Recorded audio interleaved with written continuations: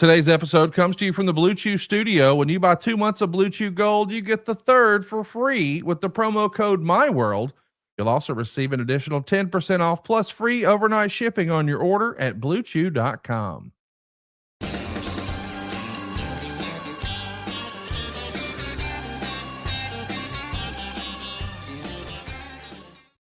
Hey, it's Conrad the Mortgage Guy, and you're listening to My World. And of course, we couldn't do it without the Hall of Famer, the greatest professional wrestler of all time, your friend and mine, Double J, Jeff Jarrett. Jeff, how are you, man? Oh, Conrad Thompson, I am doing fantastic. What an episode we have today of My World. I won't steal it because we're going to chat it up here.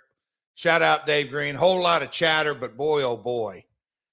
We're going to take you folks on a tour today, and there are some pretty unique. It's in my backyard. It's my hometown. But as we were going on that tour, lots of folks had good, funny comments, heartwarming comments, all good. But coming off a hot weekend, choose baseball, Cubs, and Cards. What a Saturday night. And Cats, man, oh man, Connie, we beat the number one seed. So now we are sitting atop AF1.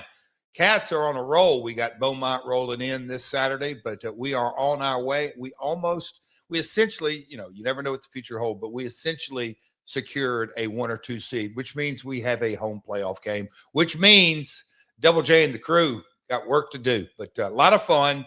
Boy, oh boy, we have a wrestling weekend like none other, Connie. Forbidden Door, Slamversary, NXT, Saudi, Pro Wrestling Entertainment.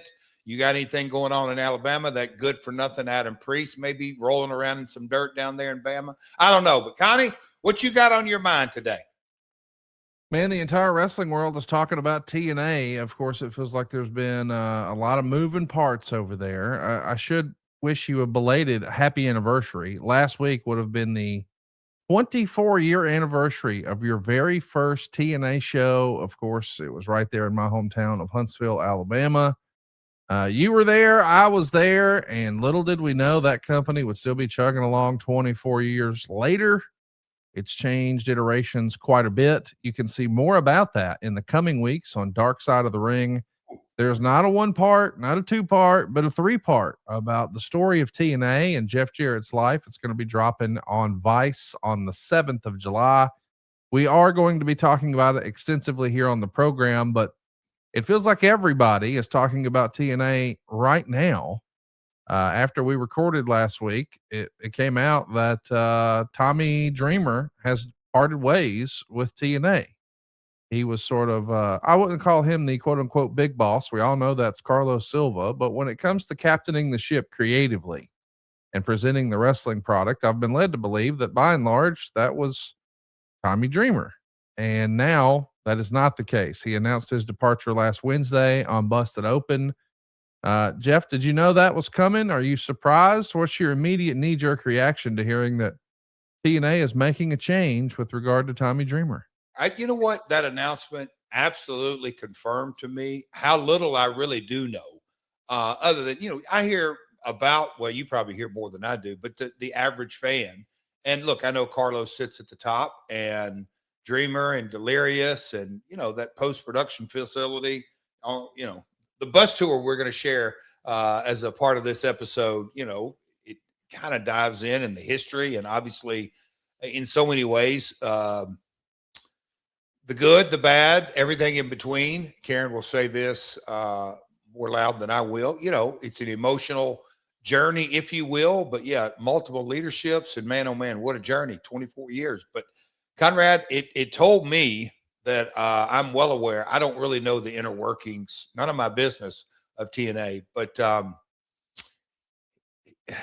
yeah, I don't want to get too far ahead of it. But yeah, I obviously heard, like everybody else did, that he stepped down. And I immediately think of when the top leadership, and that is what everybody's coming out saying, there's all kind of chatter about it, the vacuum gets filled immediately. It's not like that's what I've been thinking. So the vacuum started being filled the minute that decision was made and step aside. I'm curious to see, like any promotion that I would be, what directions it's going to take from here. Lots to unpack there based on the way you phrased it. You positioned it like Tommy Dreamer stepped down. You want to expand on that? Why did you use the phrase step down? Oh, you know what? I don't know that for a fact. I mean, if I said that, that was subconsciously, because yes, I know that debate as well, that he was asked to step down or he was told to step down. I've done all the above on both sides. I'm not trying to be ugly, and we're certainly not piling on Tommy Dreamer. I know that was a whole thing on the internet this weekend, and if people want to do that, Bob, have fun. That's not what I'm here to do. But I am suggesting, just fundamentally, remove TNA and Tommy Dreamer from this conversation. If something's successful, very rarely is a change made. Nope. A change was made because they felt like change was needed, and we're led to believe that that's probably a financial decision based on some key phrases we saw last week, because Tommy Dreamer wasn't the only one who maybe got his walking papers. The result is the same. He's no longer working with TNA, but we're seeing the phrase reduction in workforce. Now, here in the South, Jeff, we would call that a layoff. And typically layoffs don't happen if things are going really, really well. This is also the era where a lot of people have started to wonder and discuss and debate the value of AI, not just in the wrestling bubble, but even a few years ago. Hollywood was on strike about the use of AI. They knew it was coming, and maybe it's upon us now. But you also said something else there that I'm interested in. You said the vacuum started to fill. Well, I know you're using a phrase there, but what are you hinting at? What does that mean? And you're always so good at this. Let me gather. Okay. In the wrestling industry, and this is something that to explain to an outsider, you can kind of conceptually get it. And I may or may not do a good job of explaining, but the reality of it is, Keith Mitchell at one time gave me a long, nice, fatherly uncle, big brother kind of conversation about this. My dad multiple times when him and Lawler would be booking, and the assistant booker. And why do you have an assistant booker? Well, my dad didn't want to make all the towns, and the industry, at the end of the day, it's not true sport. Now, all this, I don't want to get too long-winded here, but leadership is what this industry has always and always will thrive off of. There is a single leader that is, you can call him the author of the book, you can call him the head coach, you can call him the head babysitter. There's so many different ways to phrase it, but whoever is leading the company, and not just a creative direction, creative talent. There's always kind of three buckets that, as far as getting the show out, and that's what matters, creating the content. You have a creative lane, you have a talent lane, and you have a production lane. And you better have somebody in that position that is highly skilled in all three. And when whoever that said leader is removes, those three lanes are jockeying for position, whoever was number two in command in each of the buckets. And most of the time, if not all, one of them wins out. And you have to kind of sit back and study and look at that and go, okay, what's the direction? Because, there's all kind of chatter, and I've seen that. Actually, Karen was online, and she was sending me a couple of things, and, the normal suspects we all have in our lives that send us different things. And, hey, Jeff, what do you think about this? And I just said, at the end of the day, that position, if Tommy was leading the charge, then it's so much more than writing the show. It is so much more than, hey, who's going to write the next version of fill in the blank TV show? So when the vacuum's filled, who is going to lead the charge, which is much bigger than dealing with talent, than writing the show, than making sure the production, so your right arm talking to the left arm and all that kind of stuff. So the vacuum was filled the minute Carlos and Tommy had that conversation, however it went. But the belt tightening is how, layoffs, belt tightening, whatever it made, regime change, it all happened. I know Sami Callihan, I saw those conversations. Just look, and when God, Conrad, it's just June. when did they start AMC? It just not that long ago. And we all know how hard it is to get a TV deal. I always think, what's the network thinking? What is the network thinking? They're the ones writing the check. You get better make sure that relationship is fully communicated with. I'll say that. Does that make sense as far as the vacuum? A little bit. There's a lot to unpack here. To answer your question, they've been on AMC for 5 months. I was pretty vocal about the fact that, hey, it didn't feel different then. It didn't feel like the debut of a new show. It felt like another TNA episode, and they did a couple of things right on the show, but I don't know. I was expecting a complete and total overhaul. That did not appear. And I am curious because you've positioned Tommy Dreamer as if he were the leader, and he is the leader. But I was under the impression that was Carlos Silva. So let's set Silva aside for just a second. And let me ask you, in the world of WWE, who's the leader of WWE right now, in your opinion? Nick Khan. Okay. Not Ari Emanuel, not Mark Shapiro, not Triple H, Nick Khan. It's impossible for me to say Ari's not leading the show. So, I mean, but I believe Ari, in his wisdom, day to day running the show in those 3 buckets, who's overseeing creative, who's overseeing talent, who's overseeing production. I'm going to put Nick in that role. I think he is the closest, but Vince owned the whole thing. But, Ari, I think Mark is overseeing numbers, and Ari is overseeing, probably Ari's thinking about 2027 and 2028 and 2029. I would say the lion's share of his headspace is spent on, at a very minimum, what's going to be going on in the next 9 to 12 months. So day to day, I'll stick with Nick Khan. Who do you think's running WWE?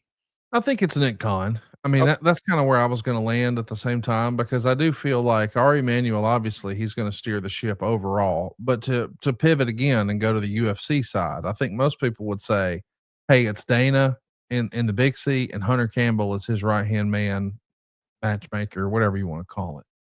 And I feel like the WWE version of Dana White and Hunter Campbell is Nick Khan and Triple H. So that's the way I would sort of categorize it. And I guess I did that exercise to sort of say, hey, it's probably Carlos Silva in the Nick Khan position, and Triple H and Tommy Dreamer are in similar positions. Maybe not.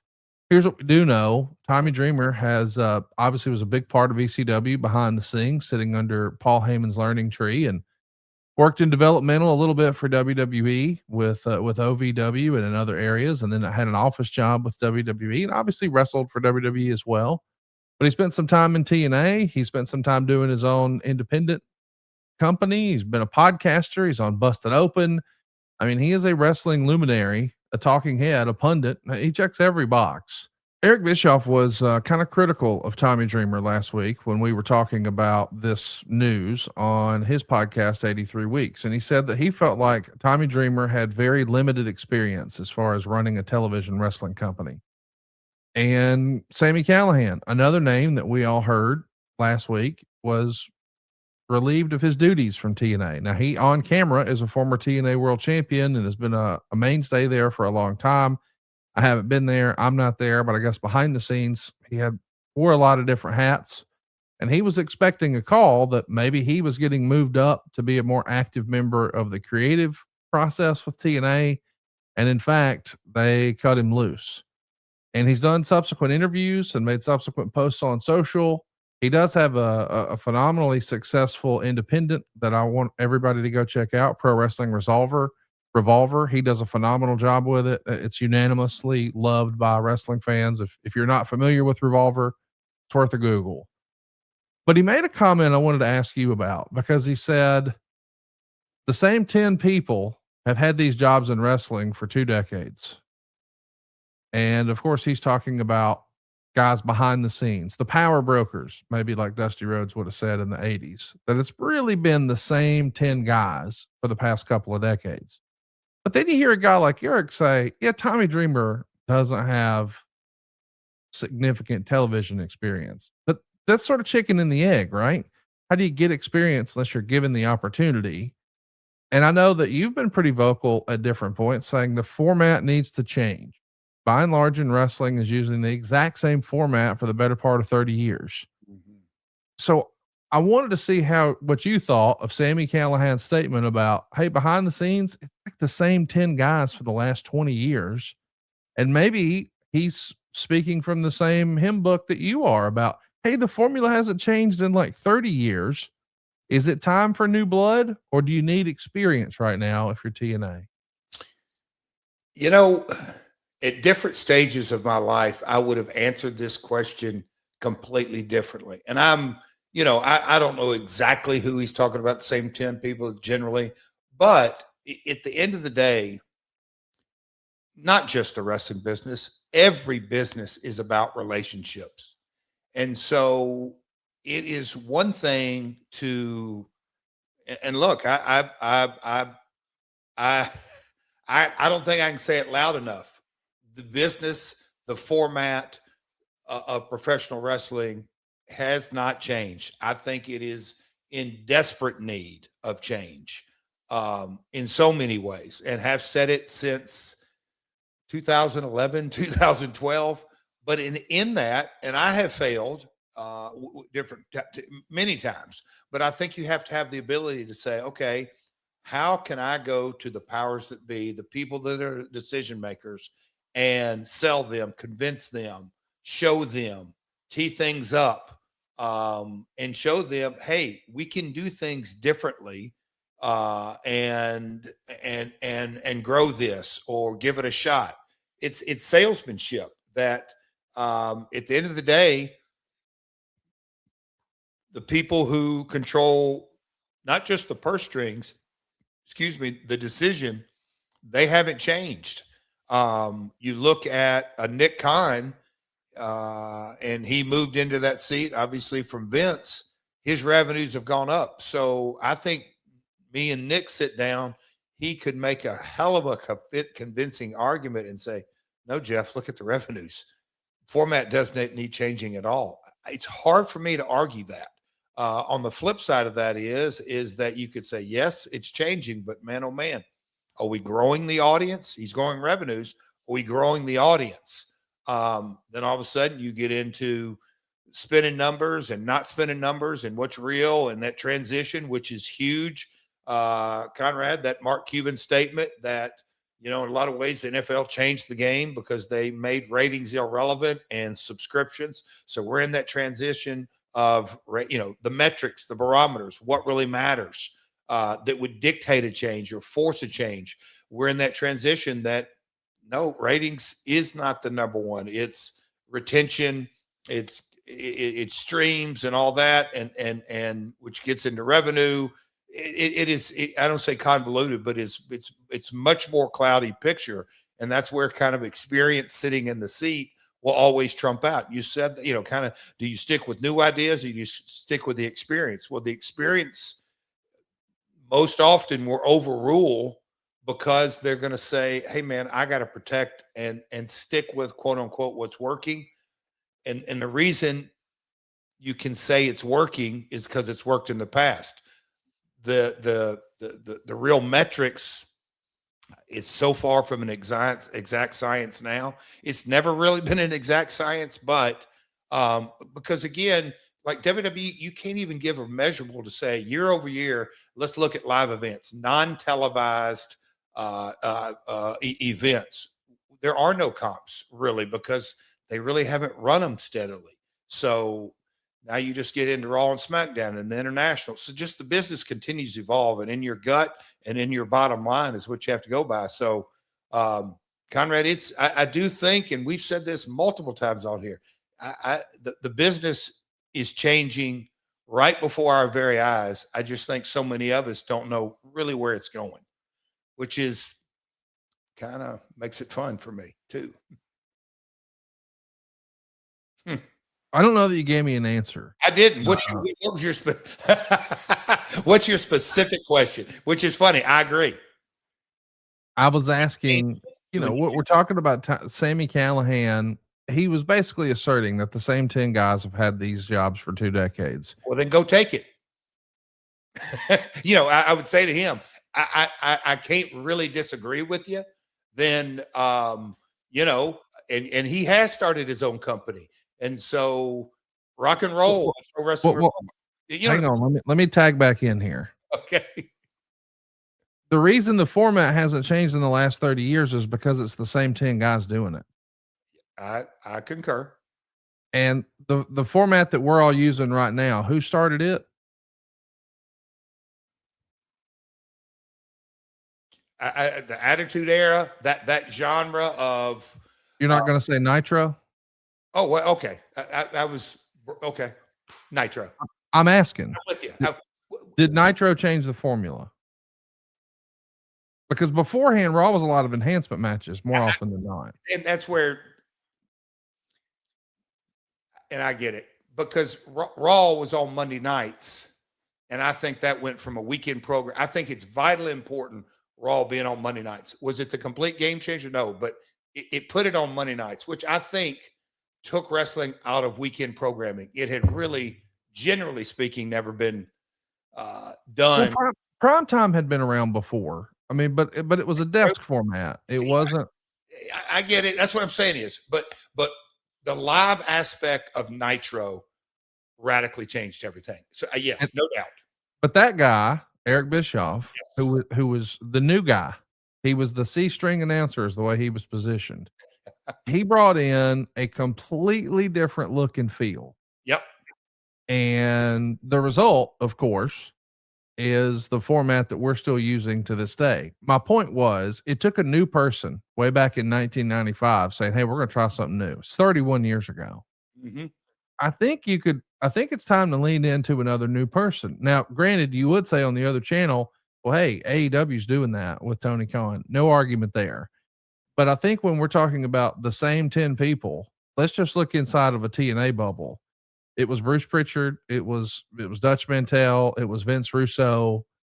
It was Jeremy Borash. It was Jeff Jarrett. It was a lot of these same people over the last 20 years. Some come, some go, some stay forever. But there's a lot of sameness to the program. Sure. I think what Sammy's saying about, hey, we need something different than, is correct. We need something new. We need some new blood. I'm all for that. However, I understand what you said, because you said, hey, if it's working, you're going to go with what's working. But that's a WWE answer, because everything they're doing is working. Now, creatively, there are some fans who are listening right now who would say, well, I'm unfulfilled. I don't like what they're doing. I get that. But financially, because let's be clear, you're not watching a content creation company. You're watching a wrestling business. So their metric is always going to be the P&L. I would argue that nothing is working in TNA. I would argue that, they're making a change 5 months into this AMC run. And I would argue that if there was going to be a change made, it probably should have been made before the TV debut, but hey, it is what it is. Now you're going to be making another change, but you're making a change with a company that is not profitable.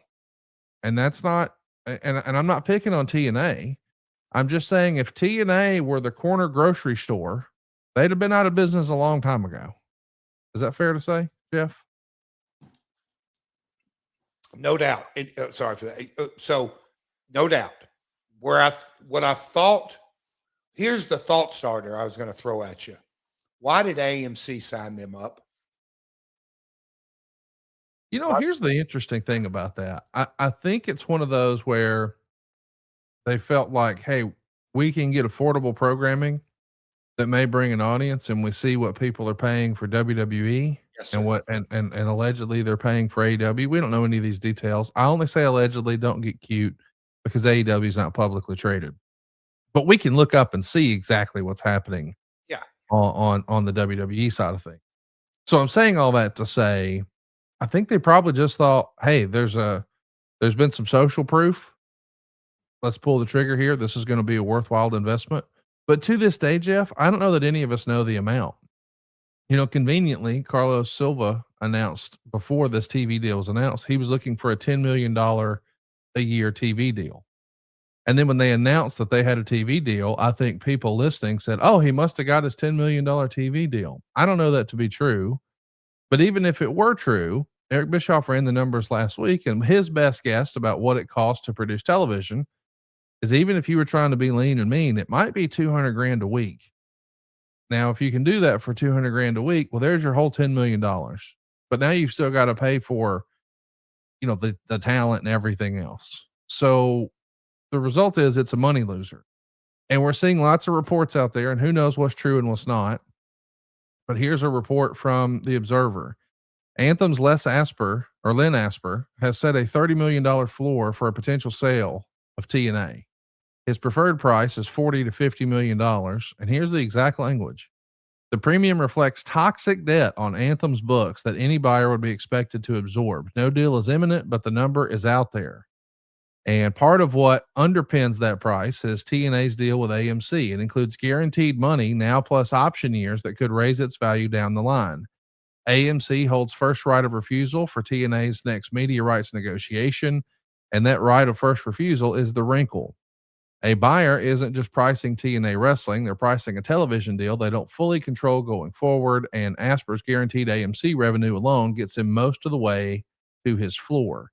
It's written here, in 2024, a group led by Scott D'Amore offered roughly $10 million, including the assumption of TNA's debts, valuing the company between $7 and $12 million respectively. Anthem rejected an outright no counter. That to me is kind of a shock. So I wanted to take a minute and us actually talk about that. Now, I don't know if this is real or not, Jeff, but $30 million, and he'd like to get 40 or 50, but a chunk of that is bad, toxic debt. What do you make of this report from the Observer? Connie, I don't even know what to say to how. I don't know how much stock I put into that report and where did it come from.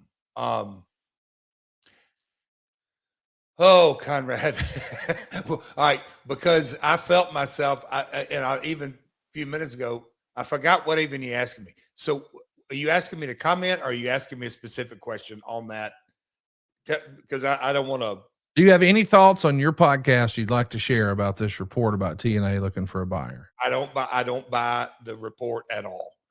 Not in the just. Which part don't you buy? That he's trying to get, that Len's trying to get 30 million, or that Scott D'Amore tried to buy it for 10? The 30 million, I mean, just the simplicity of transactions. Connie, have you ever heard that old saying, I ain't going to throw good money after bad? Have you ever heard that, Connie? Yeah. And let me tell you, there's a lot of people doing that. Me and you haven't talked about this, but I got a call over the weekend asking if I'd like to invest in TNA.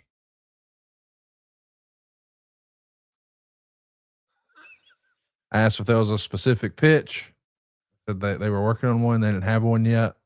But allegedly, if this is true, and who knows, by the way, I was not approached by anyone who works for TNA or Carlos Silva or the Asper family or anything like that, but it was telephone, telegram, telewrestler. And somebody said, hey, hypothetically. And of course I couldn't shut that down fast enough. But they're trying to raise $20 million right now is the word I hear. Okay. So you raise 20. And here's my thought, Jeff. For fucking what? But to service old debt. Now wait a minute. I mean, I know we're having this and pod and having fun, but it's a head scratcher that if we hit the Powerball and money's not an object, and you step up to the table, am I going to take 20 million and spend on the future? Because once you get this bad boy, whoever may get it, you got to run it.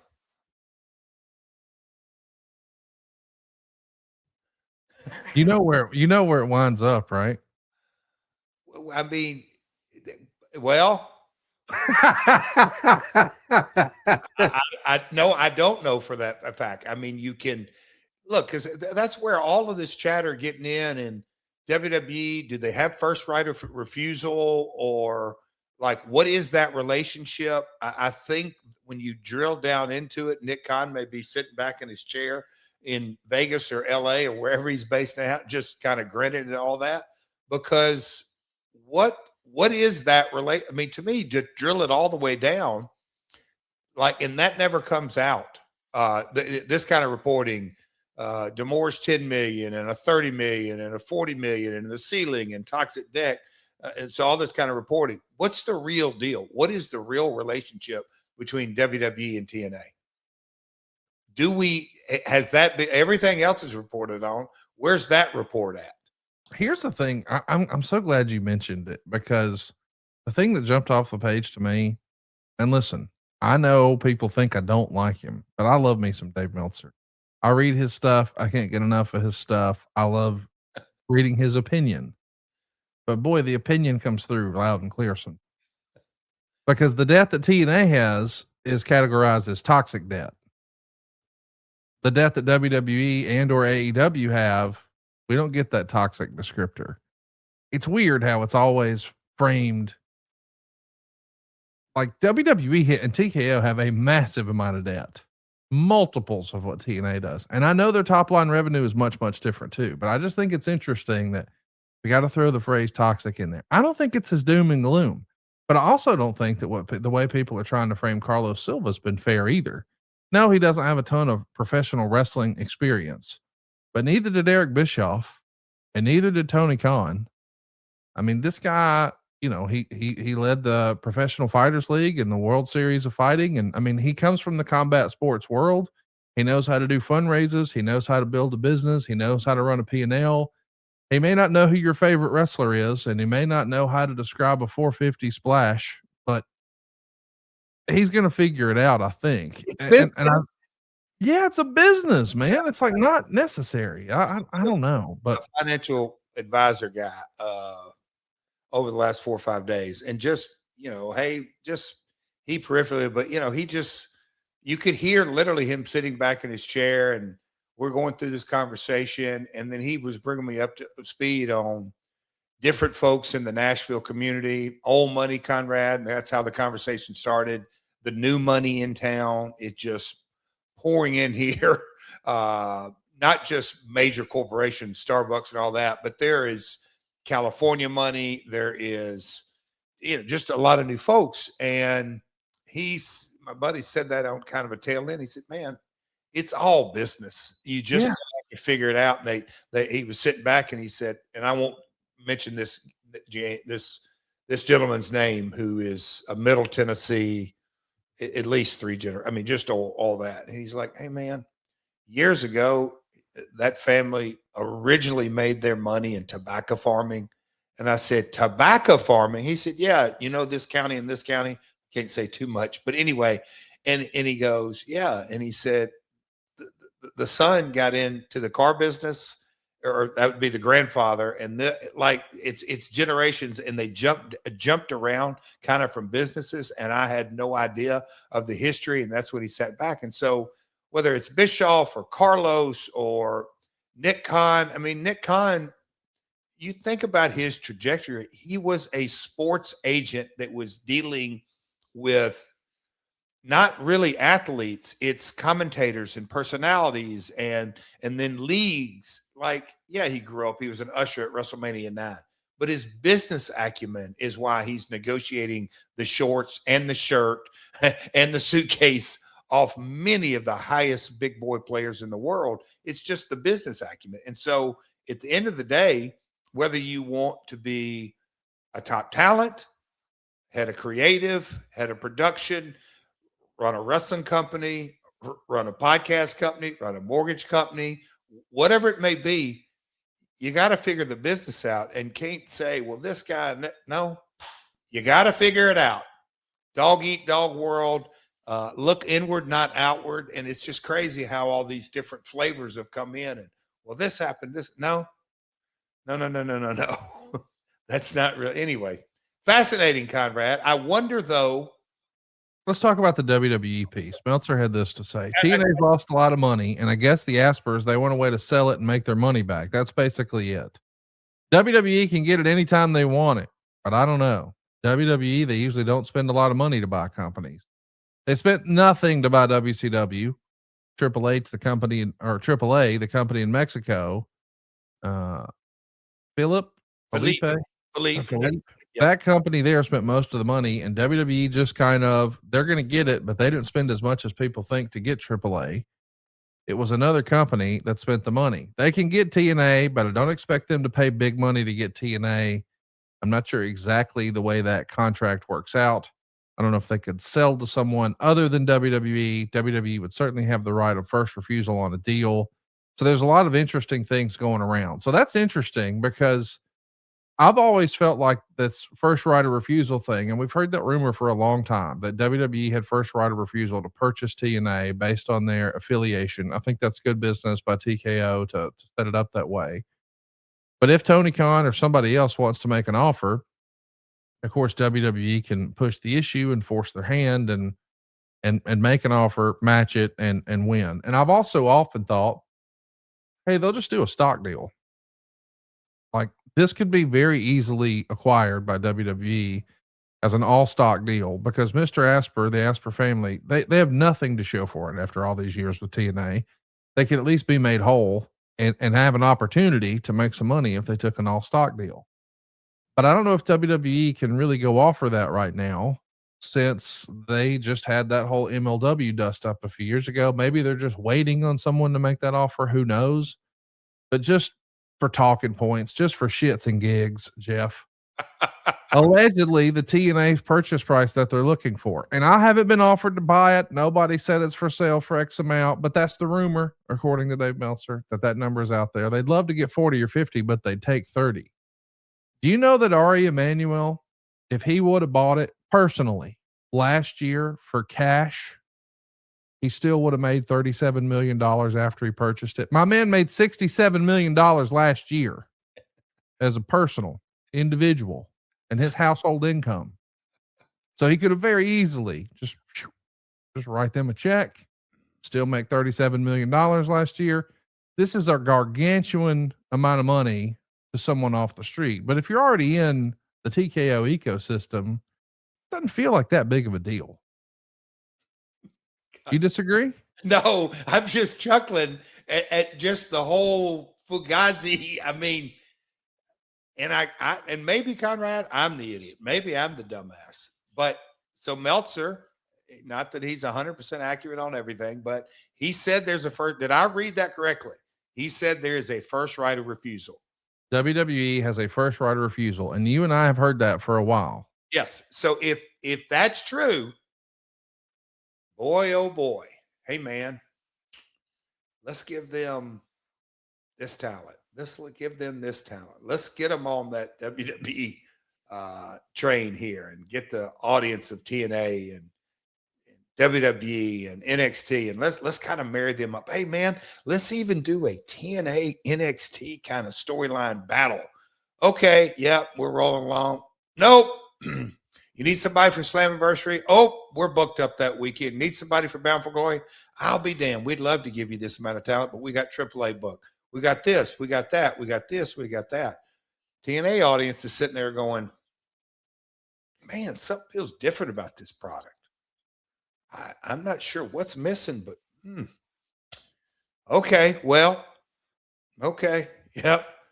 And you just kind of string it out and kind of string it out and kind of string it out. Oh boy, oh boy, oh boy. If that's really the truth, first right of refusal, and it's there, it's the writing is on the wall and it's in super glue. A friend of mine used to use the phrase about TNA, the financial death spiral. And I'm going to say creatively, maybe they boxed themselves in. Well, you know, who knows what's happening with that. I don't know. But also too, it feels like if you did make a deal for first right of refusal, I don't know. Did they make a deal with a wolf in sheep's clothing? Shit, who would do it? Why would you do that? I'm asking, like a business sit down first, right? Like what did Lynn and Anthem get out of that? And I honestly mean that, Conrad. Let's play both sides of this chord and have the conversation. What does Anthem get out of giving them that clause? I think once upon a time, it was assumed that, of course, WWE will buy it. They want to put it on the WWE network. And 20 years ago, we did see JR and Vince go out and make deals with everybody, whether it was Bill Watts or the Von Erichs or the Gagnes. They were buying tape libraries and they were trying to own pro wrestling. And once upon a time, when they doubled down on that, like 12 years ago, and rolled out the WWE network, they were pushing all these different categories and all these different options. And I know that this annoys fans like myself who hate to hear this, but this is the fact. People did not consume the archived material at the rate it would be necessary to be a worthwhile, profitable venture. So now, as we sit here in 2026, the thing that we all used to line up and pay $10 a month for is now free on YouTube. You can go watch the WCW Vault, and it's just a nonstop 24/7 feed of old WCW stuff for free on YouTube. And I can see the business application for that. But if you're WWE, do you really want to spend $30 million to get some YouTube return? I mean, how long of a tail would you have to have in order to get a return? Like, and so it's easy for you to say, well, but with streaming, yeah, but respectfully, if WWE can't sell enough subscriptions to make it worthwhile to show WCW and make it profitable, I don't know that they'll be able to with TNA. I think what works with pro wrestling is the live component. I think that's been proven out by Eric Bischoff back in 95. Hey, if it's live, meaning it's new, meaning it's now, there's a chance and people will pay for that. I mean, I know when I'm looking at buying as a television advertiser, when I'm trying to buy ads for the mortgage company on my local television station, I look for live stuff. Hey, give me news and sports. Yeah. But if I can record it and watch it later and fast forward the commercials, that's what I'm going to do. And I assume most people are like that. So no thanks. I'll binge the other stuff later.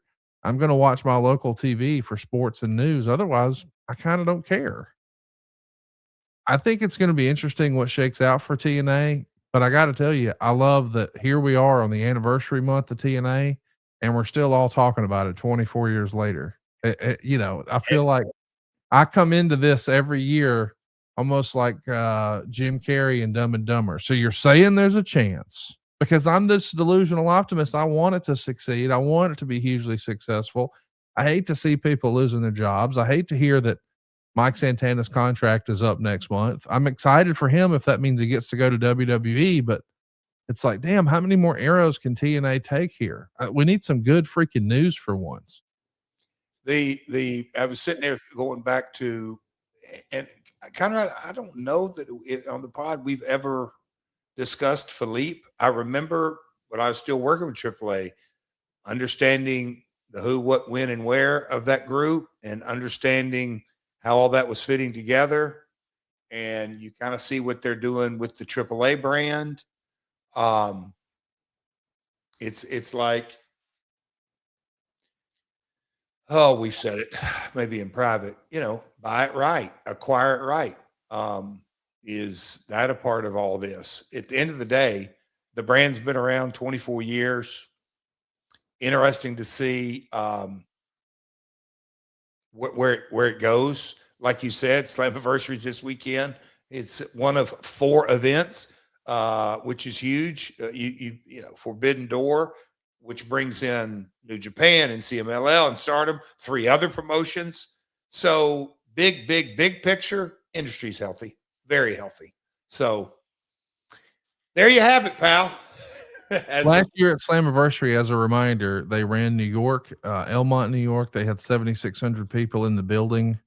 It was a loaded show. You had Matt Cardona and the System in action. Of course, he's now with WWE. Tessa Blanchard was on the show. She's just left TNA last week. She's headed to CMLL full time. JC Jane popped over from NXT. She was on the show. So did Leon Slater. Of course, we know he's doing his WWE thing. The Rascals were on that show. Of course, you know, they've moved around a little bit. And Trick Williams, Joe Hendry, and Mike Santana were in the main event last year. This year, the main event for the world title is going to be Mike Santana and Nick Nemeth. AJ Francis is on the show, Mustafa Ali, your boy Eric Young.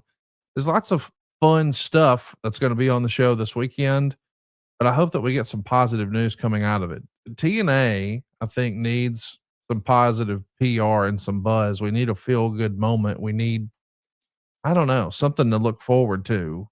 And I hope that we do wind up getting some new creative in there. I want to ask you before we move on, there's been some rumor and innuendo that your great close personal friend, Brian James, there's at least a report that, hey, they may like to bring him in. Of course, we know most recently he was a big part of what's happening behind the scenes with WWE.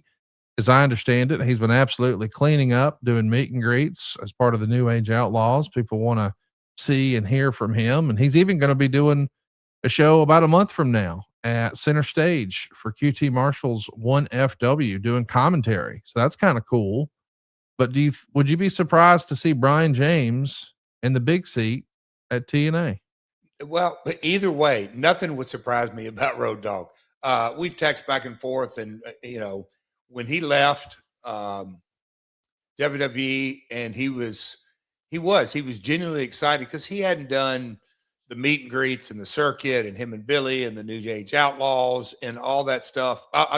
He hadn't had the ability to make his own schedule in a long time.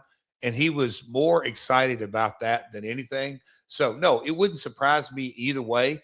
I hadn't talked about it. I'm curious though to see whoever steps into that slot, because it's somebody, like I'm going back to the beginning of the conversation, the vacuum, and kind of what Sammy touched on.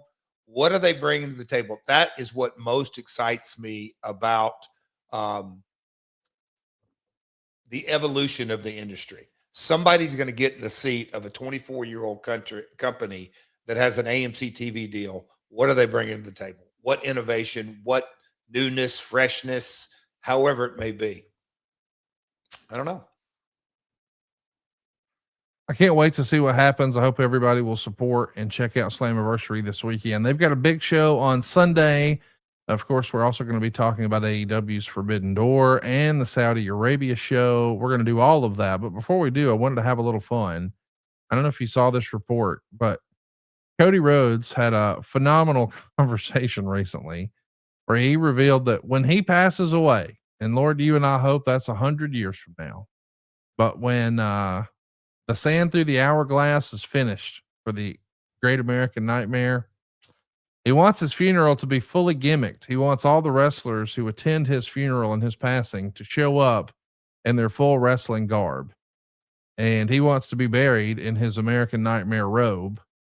And he's doing this because he wants to pay homage to the DC comic Identity Crisis. I don't know if you ever saw this, but it's a pretty interesting visual where you see a casket like it's a funeral. Oh, there you go. If you're watching with us over on myworldpod.com.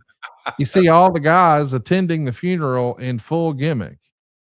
And while I would normally say, hey man, that feels kind of weird, I could also see how, hey, if you really want to lean into the celebration of life, this could be one of the cooler ideas.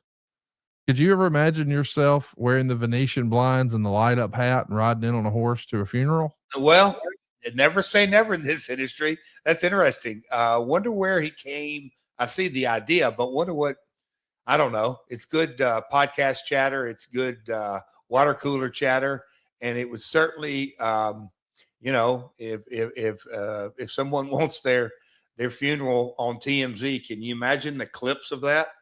Good God! And it depends on if he died in the next few years, and we obviously don't want that to happen. That would be one kind of set of circumstances. If it's 30 years from now, can you? Good Lord. Oh boy, I won't. Interesting though. Interesting. Good Lord. Just think through that. You don't like that? I love Oh, I that. think it's hilarious. Do we go ahead and get music and entrance for all the guys? If they're dressing up, we're going to have music and entrance for the individual talents as they are seated. I don't know. There, you could dress that up a little way. I mean, are we going to have at the reception a food fight? There's so many audibles you could play on this. Who's going to be the heel of it? Who's going to, I don't know, come in and do some dastardly deed. I don't know, tear up the flowers. I don't know. If I guess Cody's wanting to see, maybe he'll leave us a format how he wants the show to go. That'd be fun. There's going to be pyro at Cody's. There you go. There will be pyro. Hey, let's briefly talk about Cody. He's in a big fight this weekend, Saudi Arabia. It's a 3-way dance. Gunther and Sami Zayn for the undisputed WWE Championship. This could be heavy on story. Is there going to be a wrinkle? Will there be SummerSlam implications? Who do you think walks out with the dub? Cody, Gunther, or Sami? Well, I've been off on all of it, but you just kind of, it feels in a 3-way, the opportunity to beat somebody without beating them. I think you could easily see Gunther beat Sami.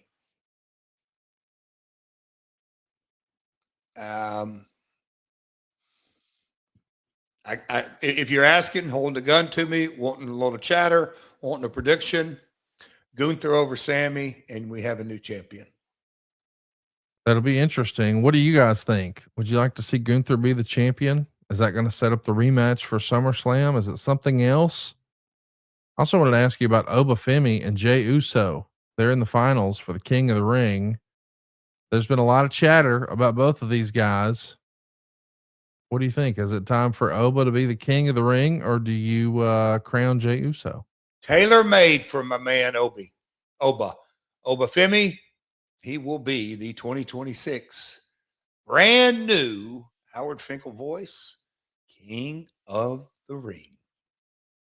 This weekend too is a big card. I can't wait for it. It's AEW Forbidden Door. We should mention we've got something for everybody on this one, including a huge steel cage match. It's Team MJF versus Team Mark Briscoe. It's 6-on-6 in a steel cage. This feels a little bit like a modern iteration of War Games, maybe. Mm-hmm. But I mean, look at how stacked this is. If you're watching with us on My World Pod, you got Fletcher, Okada, MJF, Andrade, Mark Davis, and Kevin Knight. That's just one side. And on the other side, you've got the conglomeration, Darby Allin and Takeshita. That's going to be chaos. I imagine there will be blood and guts and a whole lot more. The AEW's women's title is on the line as well. Tekla has declared war on Stardom. It'll be her and the Starlight Kid. We've got Kenny Omega and Zack Sabre Jr. This is a rematch from 2018's G1 Climax. Of course, these guys are in totally different places in their career now. Looking forward to that one. Thought Sabre Jr. looked fantastic against Adam Priest this past weekend on Collision. We've got Jon Moxley and Bandito for the Continental title. We've got Pac for the IWGP World Heavyweight Championship. That's a big deal. The Global Championship. The finals are the women's Owen is Mercedes Moné and Maya World. The men's final is Swerve Strickland and Will Ospreay. The tag team titles are on the line against Cage and Cope versus the Dogs. We've got a 3-way tag team match as well with the Young Bucks in the mix. This is going to be absolutely crazy. I mean, if you've got Young Bucks and Mystico, come on now. Something for everybody on this one, Jeff. Which one stands out? What's going to be the show stealer for you come Monday morning? When you got Darby in a cage, I put that right up there at the top. Kevin Knight, Kyle Fletcher, they're in a cage on MJF's side. I kind of feel those 3 guys are always looking to steal the show. That's going to be very good. It goes without saying, if you Mercedes Moné took the time off, that has so much emotional. Conrad, I was I went and did. There's a countdown is coming up. I don't know when is the airing of Countdown, but I did a sit down interview and talked about the Owen, and obviously,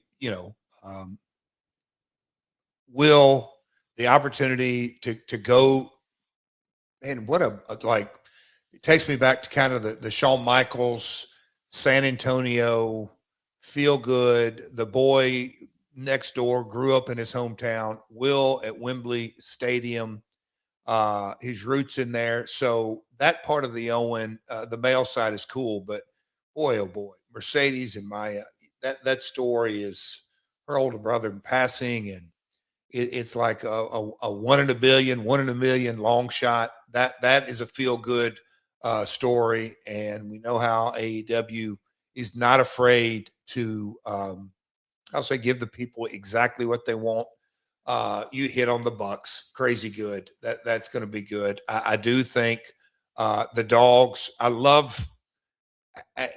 You can see them developing, and look, they're seasoned from New Japan. But man, as far as we'll call it a U.S. television act or an American-based promotion act, they're growing by leaps and bounds. The card is.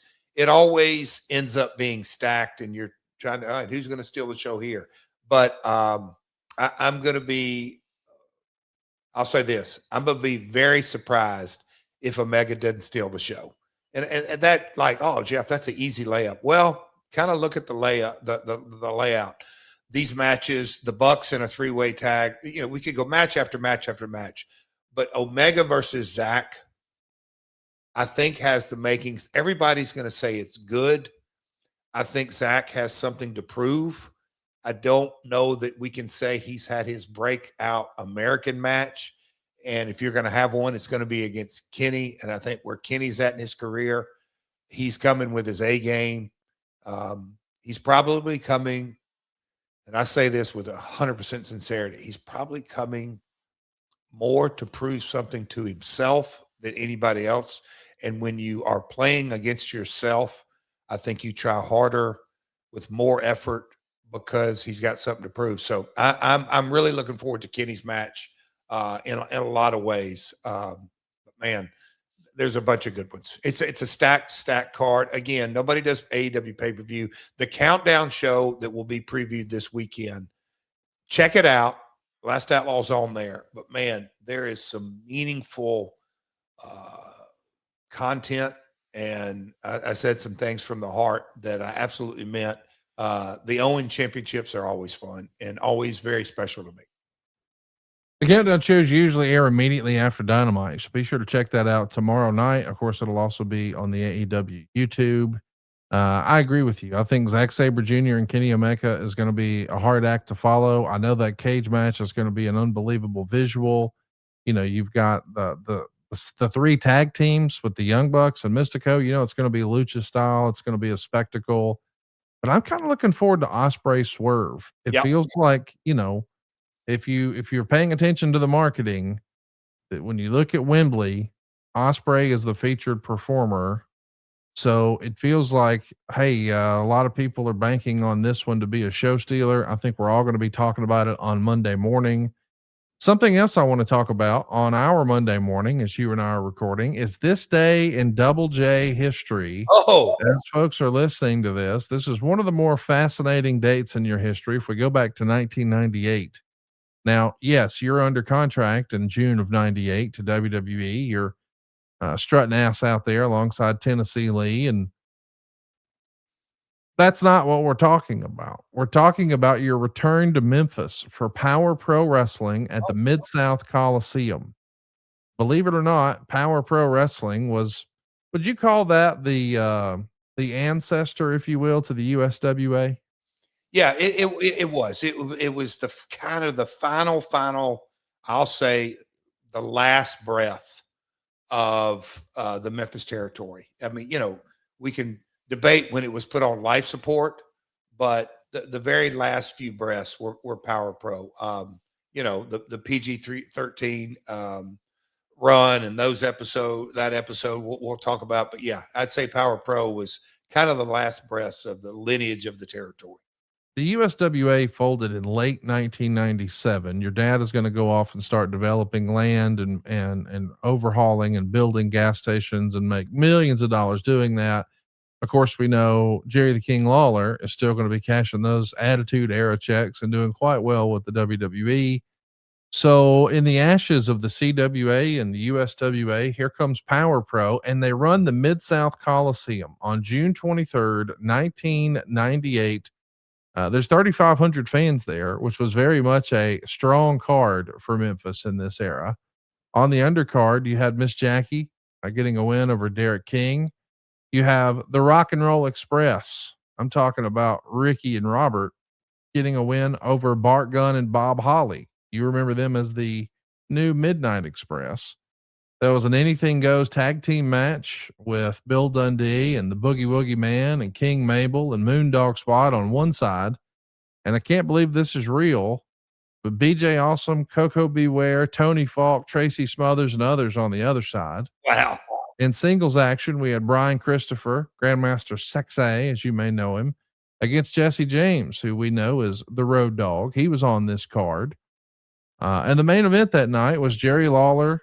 That's right. In Mid-South Coliseum in Memphis against Kane, another guy who would come through the territory.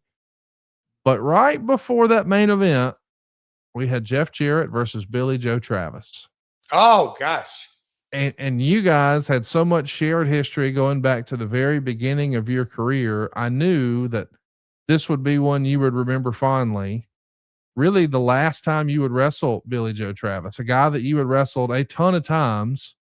If you go back to 85, 86, 87, 90, 91, hell, even in 92.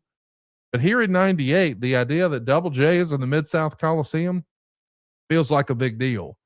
But wrestling his old tag team partner, Billy Joe Travis, in 98, that made this one stand out to me. What do you remember about this day? What I mean, I immediately think of Billy. Well, unfortunately, I'll never forget the day that Tony Falk walked up to me and said Billy passed. And he, told me how it happened. Billy got in a tanning bed, got out of the tanning bed, told the girl behind the front desk, I'm not feeling well. Before he got in, we got out. I'm not feeling well. They said, Billy, you don't look good. You ought to go see a doctor. Billy got in the car, drove straight to the hospital, but passed away. But heart. But all the fun that I had with Billy, but he taught me a boatload as my tag partner. He was the first guy in a lot of ways that, we go into the Akio Sato days, and he taught me the fundamentals and the basics and really how to work tags. But Billy really taught me a couple of nuances in tag matches that to this day, I wish I could impart on different folks, because it is such how to make a tag match. Billy would get so frustrated and cuss other guys out, not really to their face, just kind of out loud. Like it ain't two singles matches. It's a damn tag match, those kind of things. But Billy, the Texas runs, but man, the last match, in a lot of ways, I left the territory and went to WWE, and Billy, for lack of a better word, his in-ring opportunities were less and less and less. And unfortunately, in a lot of ways, I was so happy to get the opportunity to work with him one last time, because when you get down into raw talent, sheer athleticism, raw talent, and maybe just kind of, I'll call it the worth ethic mentality that, man, I got to go make something happen. Billy just, man, it's like you can look at guys in careers and the what ifs, and Conrad, you're so good at that. But what if Billy had done a few different things differently in his career? Where would he have been in that? Where would he have fit in WCW or WWF during that new generation into Attitude Era? A hell of a talent, but a lot of fun that night. Laughed and cut up. Billy Joe Travis. It was pretty cool, man, to hear you talk about Billy Joe Travis and knowing your shared history and how much history you had, and that while you're under contract to WWE, they're allowing you to go home and work with Billy Joe Travis. Would that have been something in 98? I know you're focused on a lot of other stuff, some off the field stuff, and you're trying to move up the ladder in WWE, and you made that jump back in October of 97 and quickly realize, oh, I may have made a mistake, but you're trying to battle through it. And the Attitude Era is hot, hot, hot. And you have the opportunity to go quote unquote home. But is that something you're even looking forward to? I mean, in 98, you're used to working in front of sold out crowds hanging from the rafters. And this is, even though it's 3,500, it's a nice crowd. It's not exactly that. I know you can look back at it now and appreciate it. Were you able to appreciate it at the time? I was also dealing with the personal stuff at home with Jill. It was a Yep. tough time. I mean, just overall, you said it, that the Tennessee Lee thing, although I can look at it and remember so many of riding and traveling with Robert Fuller is nonstop entertainment. So I choose to remember all the good stuff.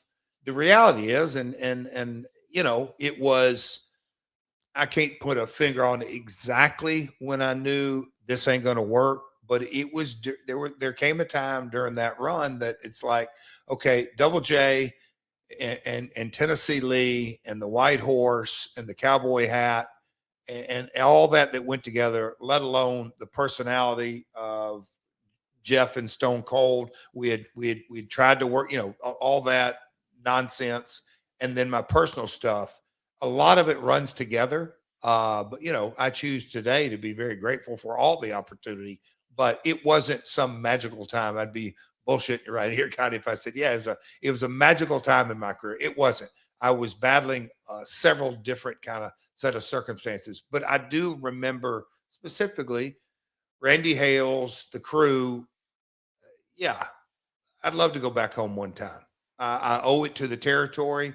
I mean, I never lost sight of it, no matter where I have been in my life or my career in that. And I always caveat it with 1960 Union Avenue, WMC Studios.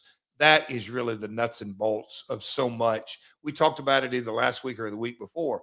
My old man being in the main event as the top baby face in the very first Mid-South Coliseum show, and they were on ABC at the time, but still in that promotion, in that history, that is where the Jarrett family, and specifically Christine Jarrett, made the decisions to take the Jarrett family out of abstract poverty. That is the real reality. Never lost sight of home, that being the home.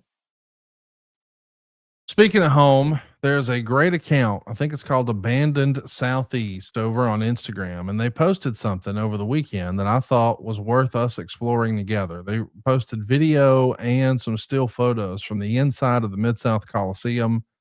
A lot of fans watching this, they're familiar with the building. We know what history there is there for professional wrestling and how important it is, but it's been closed for so long that a lot of us, myself included, never got an opportunity to take a look at these photos. So I thought I would have our crack producer here, Silva at myworldpod.com over on YouTube, so to show us some pictures, and you could just tell us a little bit about what we're looking at here, Jeff. That, I mean, I'm pretty sure that is the box office in this photo. Follow us on at My World Pod on YouTube. If you come up those 4 or 5 steps, you're going to go right into, that's the ticket counter. Man, oh man, fans would come, and right out those doors are the big, massive parking lots. Parking was plentiful at the Mid-South Coliseum. That's why it was dropped in an area, the fairgrounds area. They made sure where they designed it. The Liberty Bowl's a couple hundred yards down the road there, but it's all connected through parking lots. But that is one of the entrances to the Mid-South Coliseum. And through the years, thousands upon thousands, man, Conrad, when I tell you that concession stand brings back crazy amount of memories, because if you kept going down that hall, you'd go down about 3 steps and then you'd get into the backstage area. It's like, hey man, run up and whoever it may be, Popcorn Coke, Eddie Marlin, they would run around there. That's the concession stand. So just a ton of memories, of looking at, it's like dropping back in time. There's the old popcorn maker in the concession stands. Conrad, the amount of times I've walked these halls, before the doors open and, whatever it may be, that's upstairs. It's Conrad. And this is where, when I think about my education in event production, if you will, it's that I got blessed. I got lucky that, okay, we got to kill the lights and those spotlights. If you go back and look at a really cool Lawler entrance or a boogie woogie band or just whatever the interest is, my dad, all that is, the spots, this is the seat for the spotlight. And if you can see on the back of those red chairs, they're heavy as hell. They're hard to pick up, but I've thrown many of those. It's printed Mid-South Coliseum on the back, but that's the spot op. And, Conrad, as a kid going up and seeing, that's I can't say it's the power board. It's the electrical board, the fuses. Don't ask me about any technical stuff, but that's kind of right back through, I'm pretty sure, the back of the Coliseum, the kind of the lighting. This is the lighting grid for the ceiling, right? The fuses. That's the fuse kind of deal. If I remember. Yeah, that's the fuse box. Yeah. If that's the one I'm thinking of, it's backstage. There's at the top of the building. If you see all around the corner, that's where we'll call it. That's the score press, and just more spots. And we're at the top of the building, and the ring sitting out in the middle. And when you go back and look at those numbers, and I know Cornette's done a bill, Mark James, Cornette, others have done. When you go back and look at the attendance every Monday night, it's to me, it's one thing. Oh, they did 8,000, they did 7,000. There's that right there, that shot, Conrad, because the ring. But you're looking back at the bottom right at the back of the building. That's the babyface side. Bottom left. That's the heel side. Oh wait, no, flip it around. That's underneath us. As I'm really looking at that, but man, that is the shot, if you will. Scoreboards pulled all the way up. Just shit, man. Conrad, how many memories? Oh my gosh, tons of memories. There's the scoreboard. Old building, by the way, we should mention the Rolling Stones played here. The Beatles played here. Rod Stewart played here. Elvis Presley played here. Michael Jackson played here. Celine Dion played here. But by God, so did Jerry Lawler. Every Monday. Nobody put more butts in seats in that building. And I get it. It's wrestling, but it's every Monday night, but not even remotely close, which is cool. And, in the day, now it's called Memphis University. It used to be called Memphis State. And they had runs late 70s, early 80s, mid 80s of crazy. Memphis, a hotbed for high school basketball long before NIL and all that stuff came along. But, kids would sign, and Penny Hardaway right up there at the top of the list, but we could go on and on. They would pack this place out. And so Memphis State basketball and Monday Night Wrestling were really the anchors of that venue. So special. The Sputnik Monroe building, where he stood up for black folks and said, hey, they're not going to have a special seating area. They can sit down here on the floor, not just in the balcony. That wasn't this building. That was the building before, right? Well, I think Sputnik, no, I think when they're moving, no, because that's you have three. When you look at those seats, there's upstairs load seating and floor seats. I'm pretty sure Sputnik, because he would like to, but and what is the Jesus? What is the old building? Because that seating was different, Conrad. Ellis Auditorium. I think Sputnik had obviously the mindset on both, but Ellis Auditorium is the old building. That's a Mark James question. Yeah, I mean, I think it's the Ellis Auditorium that he forced to drop there. I guess it would be called the Jim Crow policy. But still, there's so much other wrestling history that happened in the Mid-South Coliseum. And I know that There's been a lot of reports out there that the city is spending like $1 million a year to just keep this thing in its current state. But in order to bring it to current code, it would cost like $20 million. I have to admit, I thought this thing was going to be bulldozed 10 years ago. It's still there now. What do you think is going to happen with this Coliseum?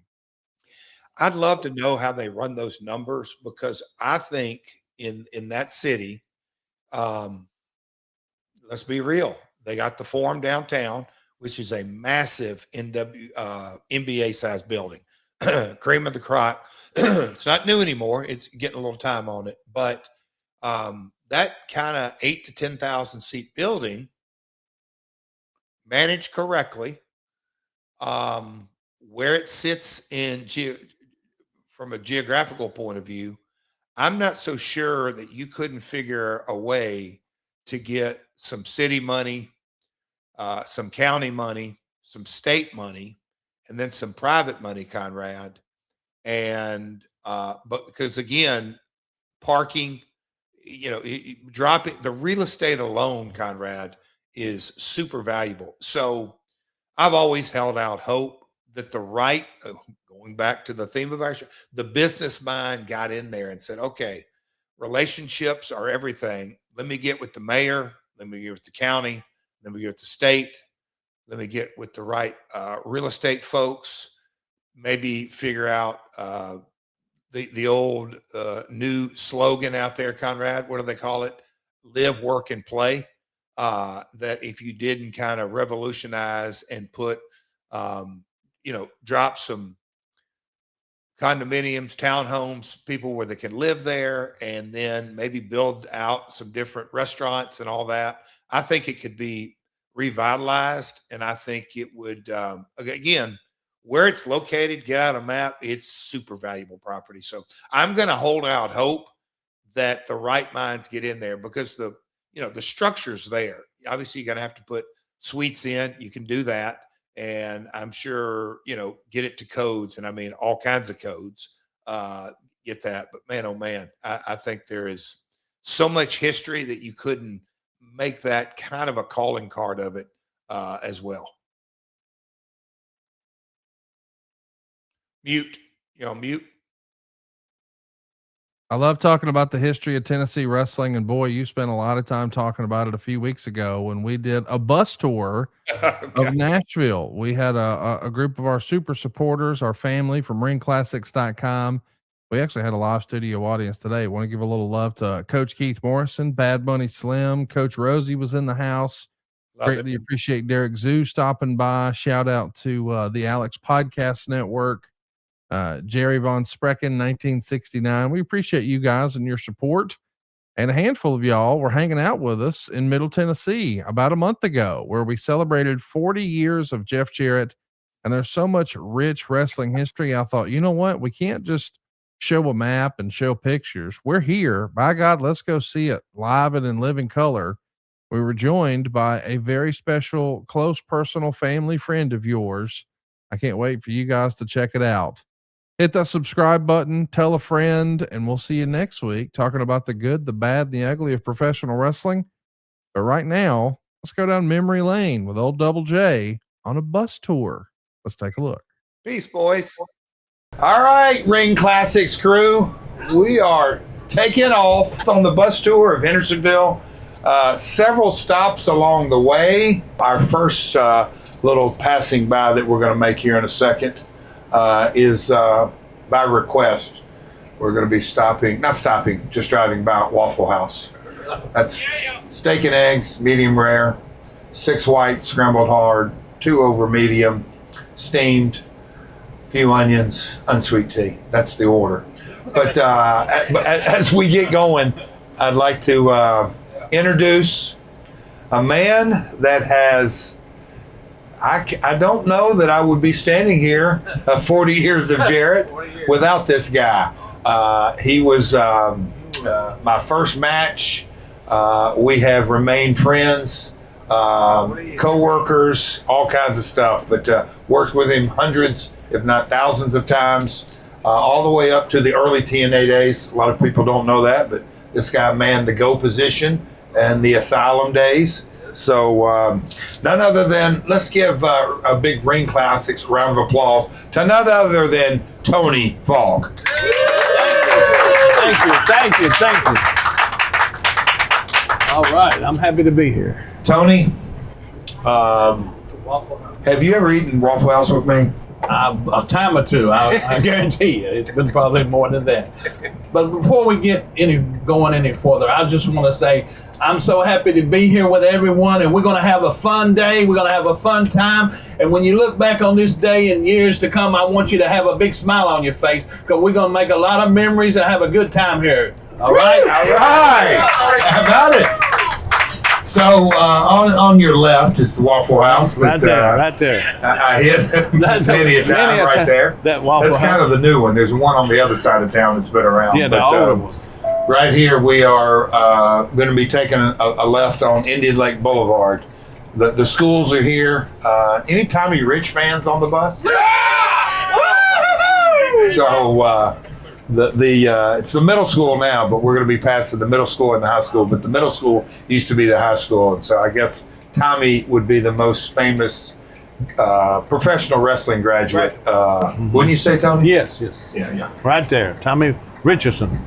Charter member of the FBI. Charter member of the FBI. He's not known as Wildfire. He's the charter member of the FBI. Our driver is named Cuz. Let's give Cuz a shout out. Cuz. There's the old high school, a dome gym made, built, 60s.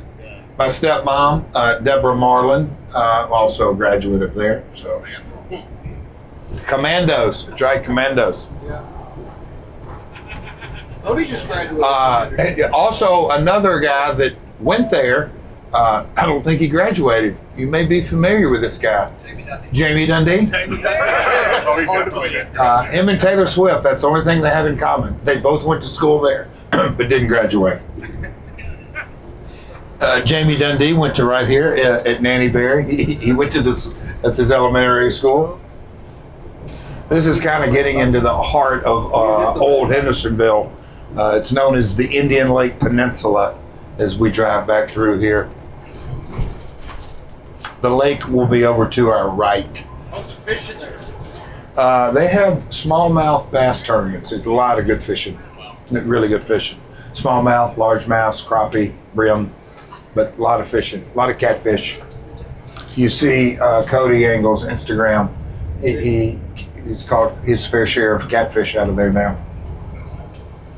We're going to really give the full tour. If you look to your left and go up on top of that hill, I got a truck stuck there one night, and my dad wanted to kill me, and because I walked from there, and we'll go to his house in a little while.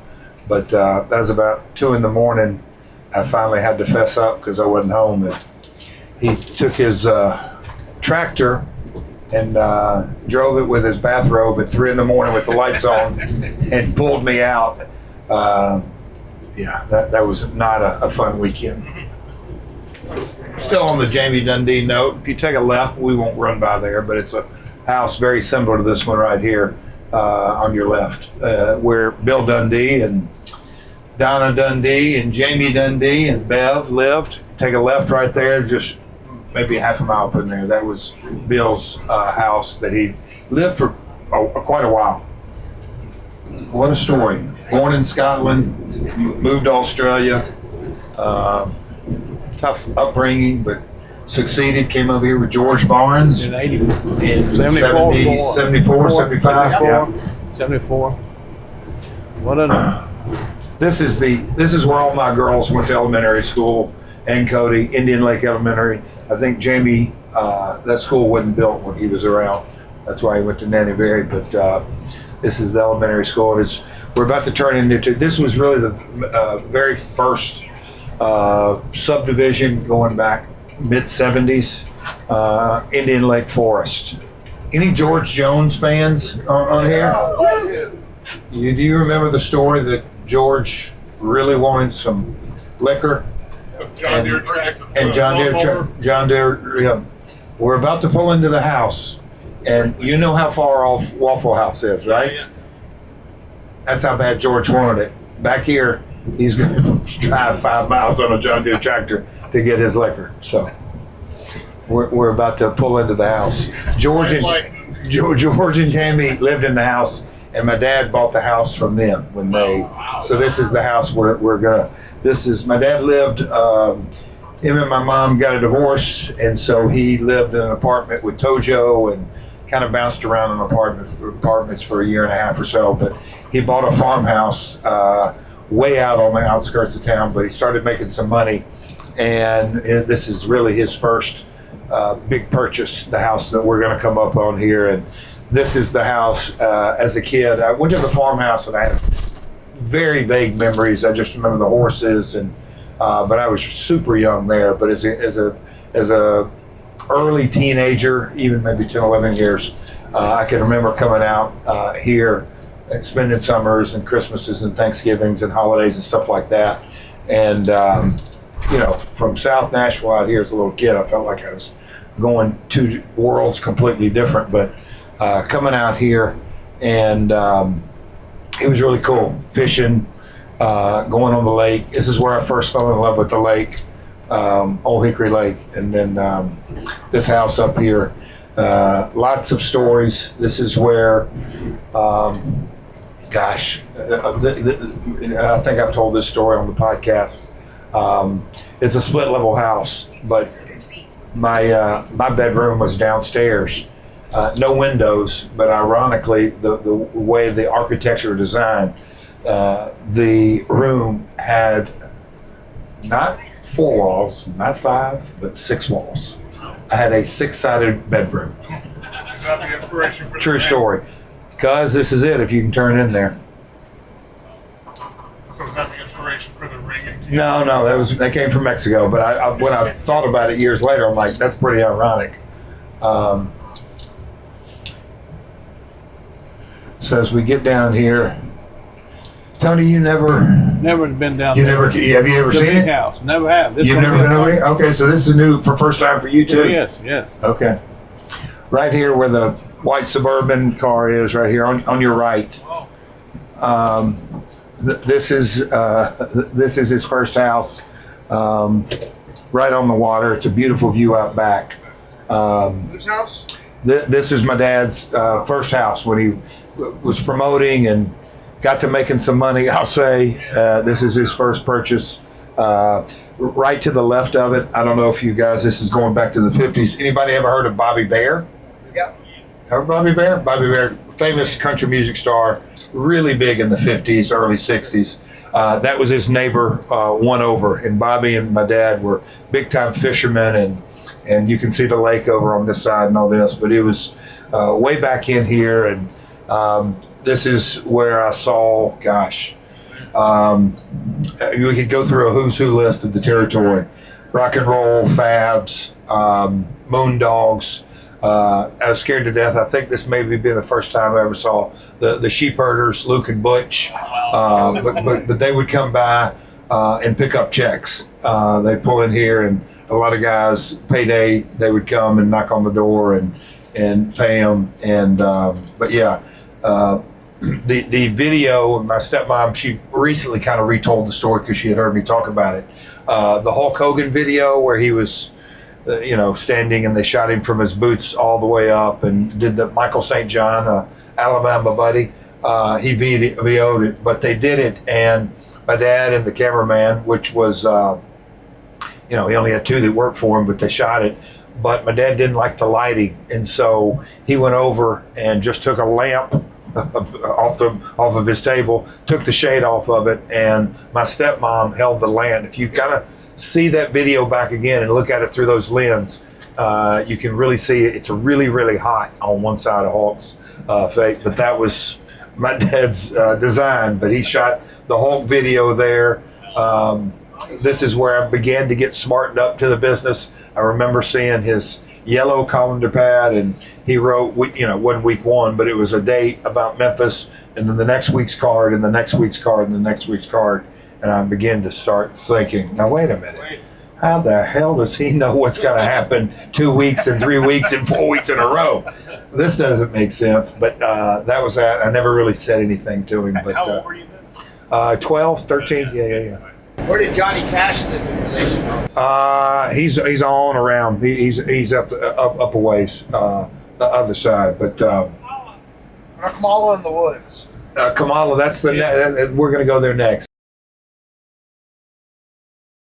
Hey, is there anything more annoying than having all these different devices use different charging cords? Your phone uses one cable, your headphones use another, then you got your watch, your Kindle, they're all different. I feel like that should be freaking illegal.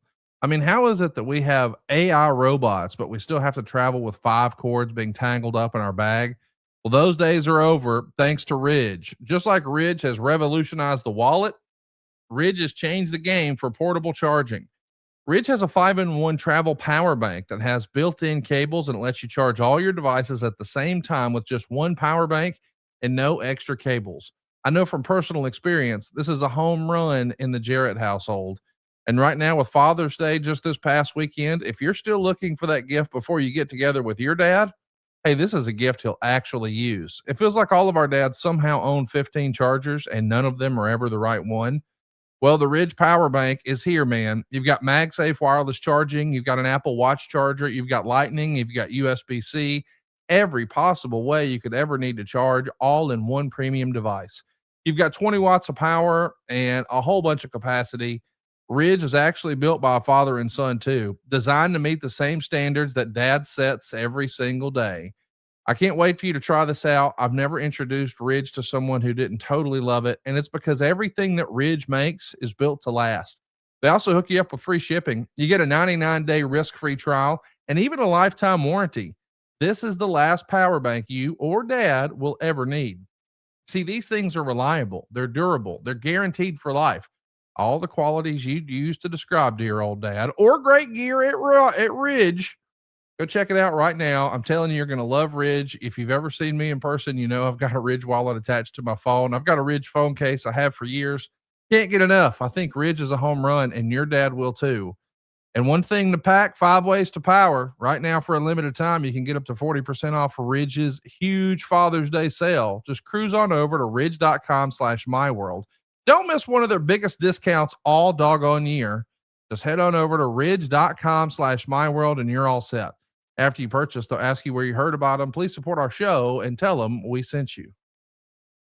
All right, Tony, as we head over, the first time you ever heard about my dad's house on the big house, who told you about it? What's your earliest memories? I can't remember because, it's just everybody talked about the big mansion that Jarrett lived in, being a promoter. Even when I worked for the Pawpaws, I guess. But when I come to Tennessee, I guess Bobby Fulton or someone had told me about the big house. But when I first got out there, I said, "Wow, he's a promoter." Then you have Frank Morrell, them other guys, saying, "Oh, that's the house the boys helped pay for it." Yeah. But we made videos in there too, Boy Tony videos. You made the Boy Tony video. In there, standing in the shower, butt naked, filming the soap only video. And they ribbed me, man. I'm in there. I could have had on trunks and Randy West, your dad, and in the master bedroom. That's the first time his and hers. And I seen the bidet thing. I didn't even know what that was. Yeah, bidet. Oh, Tony Falk didn't know what. You weren't sure about the bidet, were you? All this stuff, and they filmed, the Boy Tony video right there in the master bedroom. With you got to have the soap and the water and in my dad's bedroom? In the bedroom right there in the big house. Okay. When I was Boy Tony. Yeah, we filmed all that stuff. And then Randy West, his daughter, had the pretty pink bedroom walls. So the initial Boy Tony video was filmed in there. Down there. And they played the vignettes on TV before I ever showed up. A couple of weeks. Boy Tony. Right there. So then we trained in the barn, the ring in the barn when you was getting ready to debut. We did the angle where Landell and Dundee beat me up, and Lawler did the return, and then it wasn't long after that you were on a losing streak. Yeah, I was doing the losing streak, and I guess they picked me to be your opponent, to get you ready. And I come out challenging Fargo, and they had me to doing the promos and running the family down, running Jarrett down, the whole family, his wife, you know. So I hear that every time the doorbell ring, they run in high, all kind of stuff, week after week. And then I said, I want that Jeff Jarrett, you know. And Lawler come out and say, look, Tony Falk, he's not a wrestler. He just wanna be. He's in training. Why don't you fight somebody? You fight me. And I started running my mouth more. And as he started coming out towards me, I advanced and I backpedaled around the ring, and all of a sudden you came out of the curtain and just started with the referee outfit, and you just started waylaying me. I still had that somewhere on the tape. And man, I crawled out of there, and then they made the match. They said, well, Tony Falk, Jeff said he's not ready, but he will accept your challenge. And that's how they booked your first match in Memphis. So your first match was in April 6th of 86. Me and you in Memphis. Then it followed the loop. So the second match was in Nashville. Let's back up. So when did we have our first training session? It had to be a few months before then, so that was April. So you remember, I had to come out, so probably in, was it a month before? February, yeah. I mean, March, April, May. I feel like it was hot in the gym. No? No, maybe March. March, it had to be, because we was in the barn, but I worked out with you. We practiced, went over stuff. Who else had helped you? Eddie Marlin or told you a little actually bit. In the ring? You. It was me then. Wow. Yeah, I was the main one in the ring. I didn't know.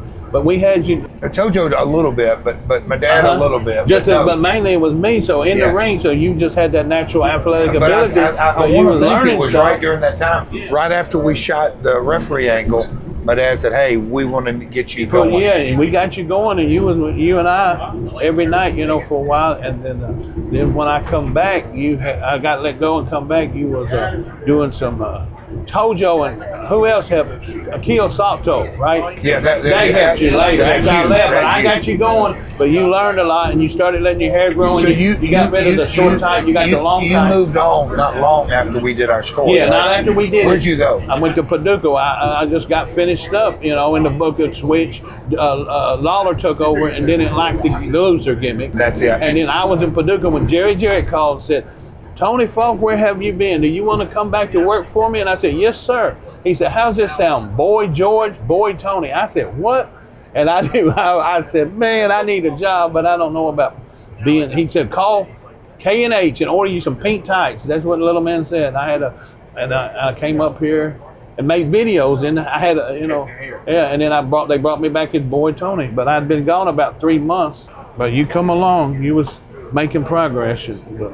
Yeah, it's crazy. All the construction back here, paving roads, but over to your right, we're kind of coming in another way, but that is actually one street over. That is Cheyenne Boulevard. That's where the Dundies lived. Stan Lane rented a home in this area. So did Steve Kern bought a home. Lots of guys. I think at one time Dutch rented a place in this general area. But as we get on down here, this is Cumberland Hills Drive. This is so my dad was living in that previous house, and he actually kind of sketched drew the house, his dream home when he was in high school, and still had the rough plans for it. But he decided to start building this home. He had bought 106 acres right around here. All these houses were there, but this was still back in the 70s and 80s. Lots of farmland. It was, Hendersonville was definitely a small suburb of Nashville, nothing like it is today. But he had a grand opening at the house that we are about to see, and he bought these 2 swans, imported swans, and put them out front of the lake. They couldn't fly, but he had these swans and fed them to the left, cuz. Yes, sir. But anyhow, the swans every now and then would get a wild hair up their ass and start walking, and they ended up walking and got away from the 2 ponds that they were on and walked about, you'll see, about a half a mile. And so that was a nice Saturday morning, 6 a.m., 5 a.m. wake up. My dad said, hey, go get the swans. Where are they?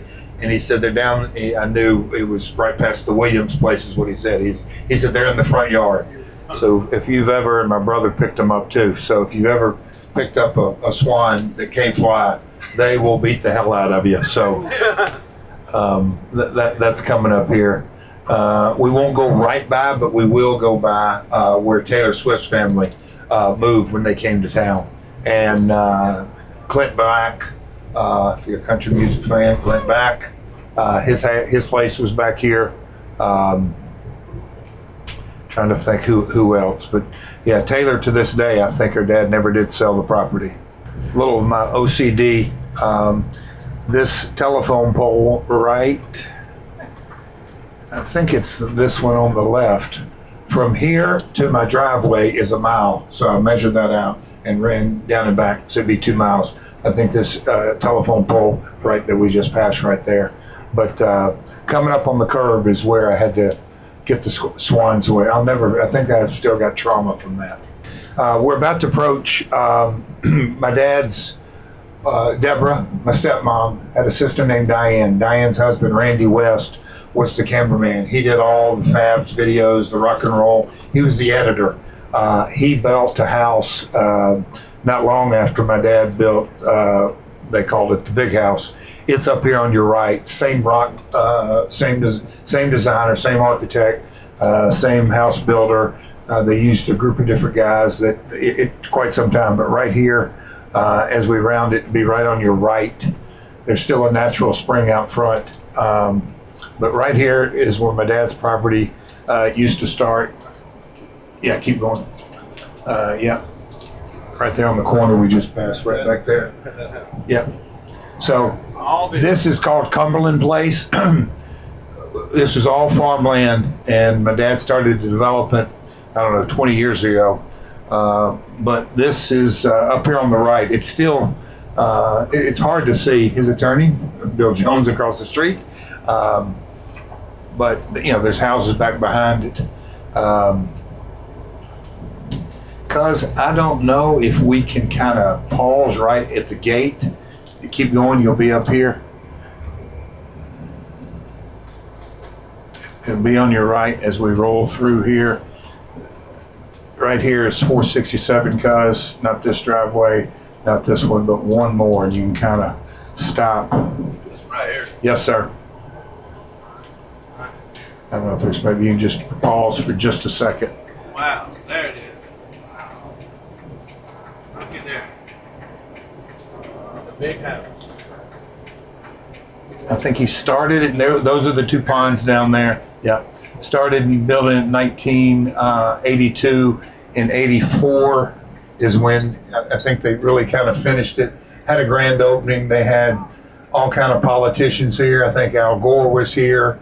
Bill Watts flew in. I'd have to line up the dates, but I think during this time frame is when he got the word that Eddie Graham had passed away. But Watts came in. A bunch of different wrestling personalities. He had the Nashville Symphony Orchestra. Back on the backside of it, it had the swimming pool, and inside of it was the ballroom. And again, did a lot of promos in there. Tony Falk was just telling me a story, and that anybody remember Boy Tony in the TNA days? Yeah. So the master bathroom. His and hers and all that kind of stuff. My dad designed that after a Caesar's Palace kind of look. That's the first time Tony Falk had ever seen a bidet. He was freaked out on the bidet a little bit. But that is when they shot the vignettes and in the bathroom and Tony. Making them videos. Any comments? No. You told it right, but I was just filming them videos, and you know how Jarrett was directing and had his spit cup and telling me what to say, feeding me the lines, and we filmed them in this walk-in shower. There I am, butt naked, doing the Boy Tony hygiene tip of the week with the soap, you know, standing in the shower. Oh, again, my dad's eccentric. Yeah. Makes the poor guy get butt naked. In there. I could have had on trunks, so she was only shooting me from the waist up. Also, anybody remembers the Kamala, the Ugandan giant?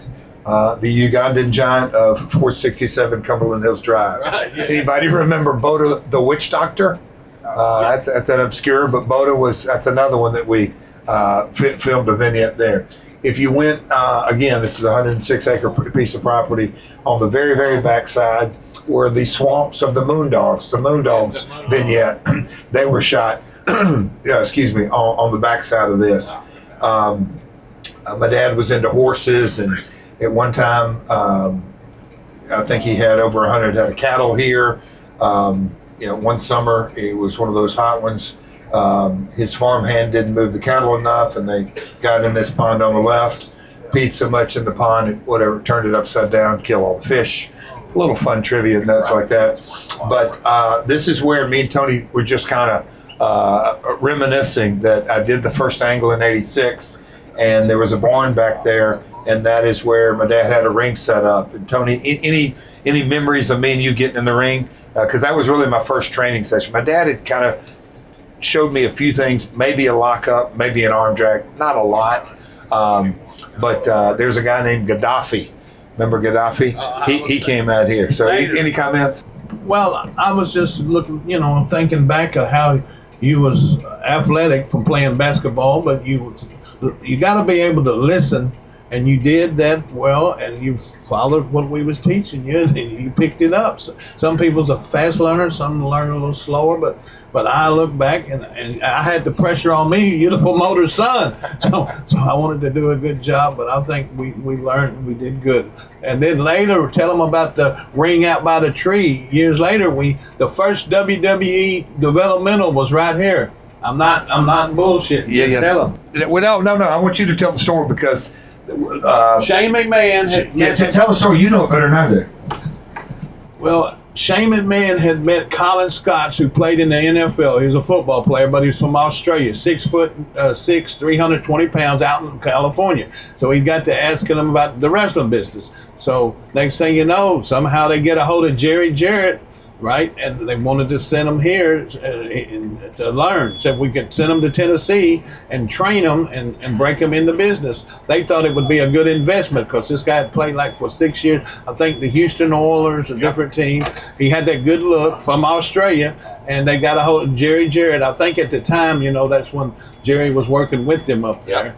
And they said, well, I got a guy here to help me with Jeff named Tony Falk. Sent him down here. And they shipped them in here. We had to bring them out and put the ring by the barn, outside by the big tree. Yep. And I had to pick him up, bring him out here, and try to teach him the basics. But he wouldn't learn. Remember, he said I hurt him one time. And what did you say? Tony Falk don't hurt anybody. Yeah, you tell him. But that's it. Yeah, he was getting paid whether he wrestled or not. When we started him, and he was making the towns. Yeah. So he called and said, I don't want to go. Tony hurt me, dropped a knee on my chest or something, because he was going to get paid whether he went to the town or not. So you told him, Tony doesn't hurt anybody. I was one of those workers that took care of everybody. Yeah. That's what it was. Yeah. Let me ask you, has anybody ever even heard of Colin Scott? No. Yeah.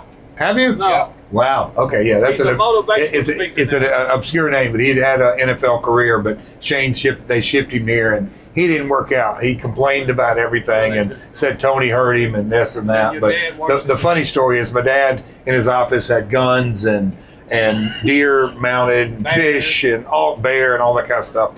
But he had, as he liked to have, he had this rabbit with, I don't know, it had like 6 points, big bunch of antlers on it, and is a rib. Is a complete joke, but he would get people in there that didn't have a clue, and he convinced Colin that it was a jackalope, and he was like, and my dad convinced him that they ran all over this property. Be careful, and he was fascinated. But anyway, fun stuff like that. But that is 467 Cumberland Hills Drive. I think they're on their fourth owner now. It had shifted hands, and again, it started at 106 acres. And then it went down to like 20 something, and then 16, and now I think the property is here to here, and just that, I think it's at 8. So that is 467 Cumberland Hills Drive. Up here on the right is the very first house that was developed on this property, which was mine. Oh no, we're not going to get. Can you go straight, Cuz? Yeah, go straight. I'll show you how we're going to be easier. But at one time, So these were the first houses, 415, 413, but I had 411. No, what was that? What was it? Shit, 405. Right there. Right here on the right was my very first house. It was the first house on all this, but my dad built that one, and then he developed 6 houses, and then he started subdividing and selling everything off. So that was the first house on that property.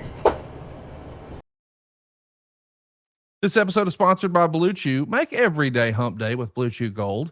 Is your girl giving you the look? Well, be ready when she is with Blue Chew Gold's arousal boosting formula. That's right. I said arousal boosting. That means Blue Chew Gold gets both heads in the game. Blue Chew is better than sex in a tablet. They combined 4 ingredients into one powerful solution. You've got 2 ingredients to get you hard physically and 2 that support arousal and desire in the brain. It works fast and it lasts. Guys have a complete experience in the bedroom with Blue Chew Gold. And there's a reason Blue Chew is the #1 brand for better sex. Go experience it for yourself right now at bluechew.com. And we've got a special deal for our listeners. Right now, when you buy 2 months of Blue Chew Gold, you get the 3rd for free with the promo code MyWorld. That's bluechew.com. The promo code is MyWorld. You'll also receive an additional 10% off plus free overnight shipping on your first order. Visit bluechew.com for more details and important safety information. And we thank Blue Chew for sponsoring today's pod and the bedroom. All right, as we continue the tour here, obviously on your right is a big, huge Memorial Gardens funeral home. Johnny Cash, June Carter, my first wife Jill, Karen's, Eddie Martin's there, Karen's grandfather, Karen's father, all kinds of folks over there, but that's a little morbid, but that's the local funeral home. But right next to it, right here on your right, is a place called Mall and Paul's. And as you look over there, it's a nice unassuming building, but in 2000, into 2001 and 2002, it became vacant.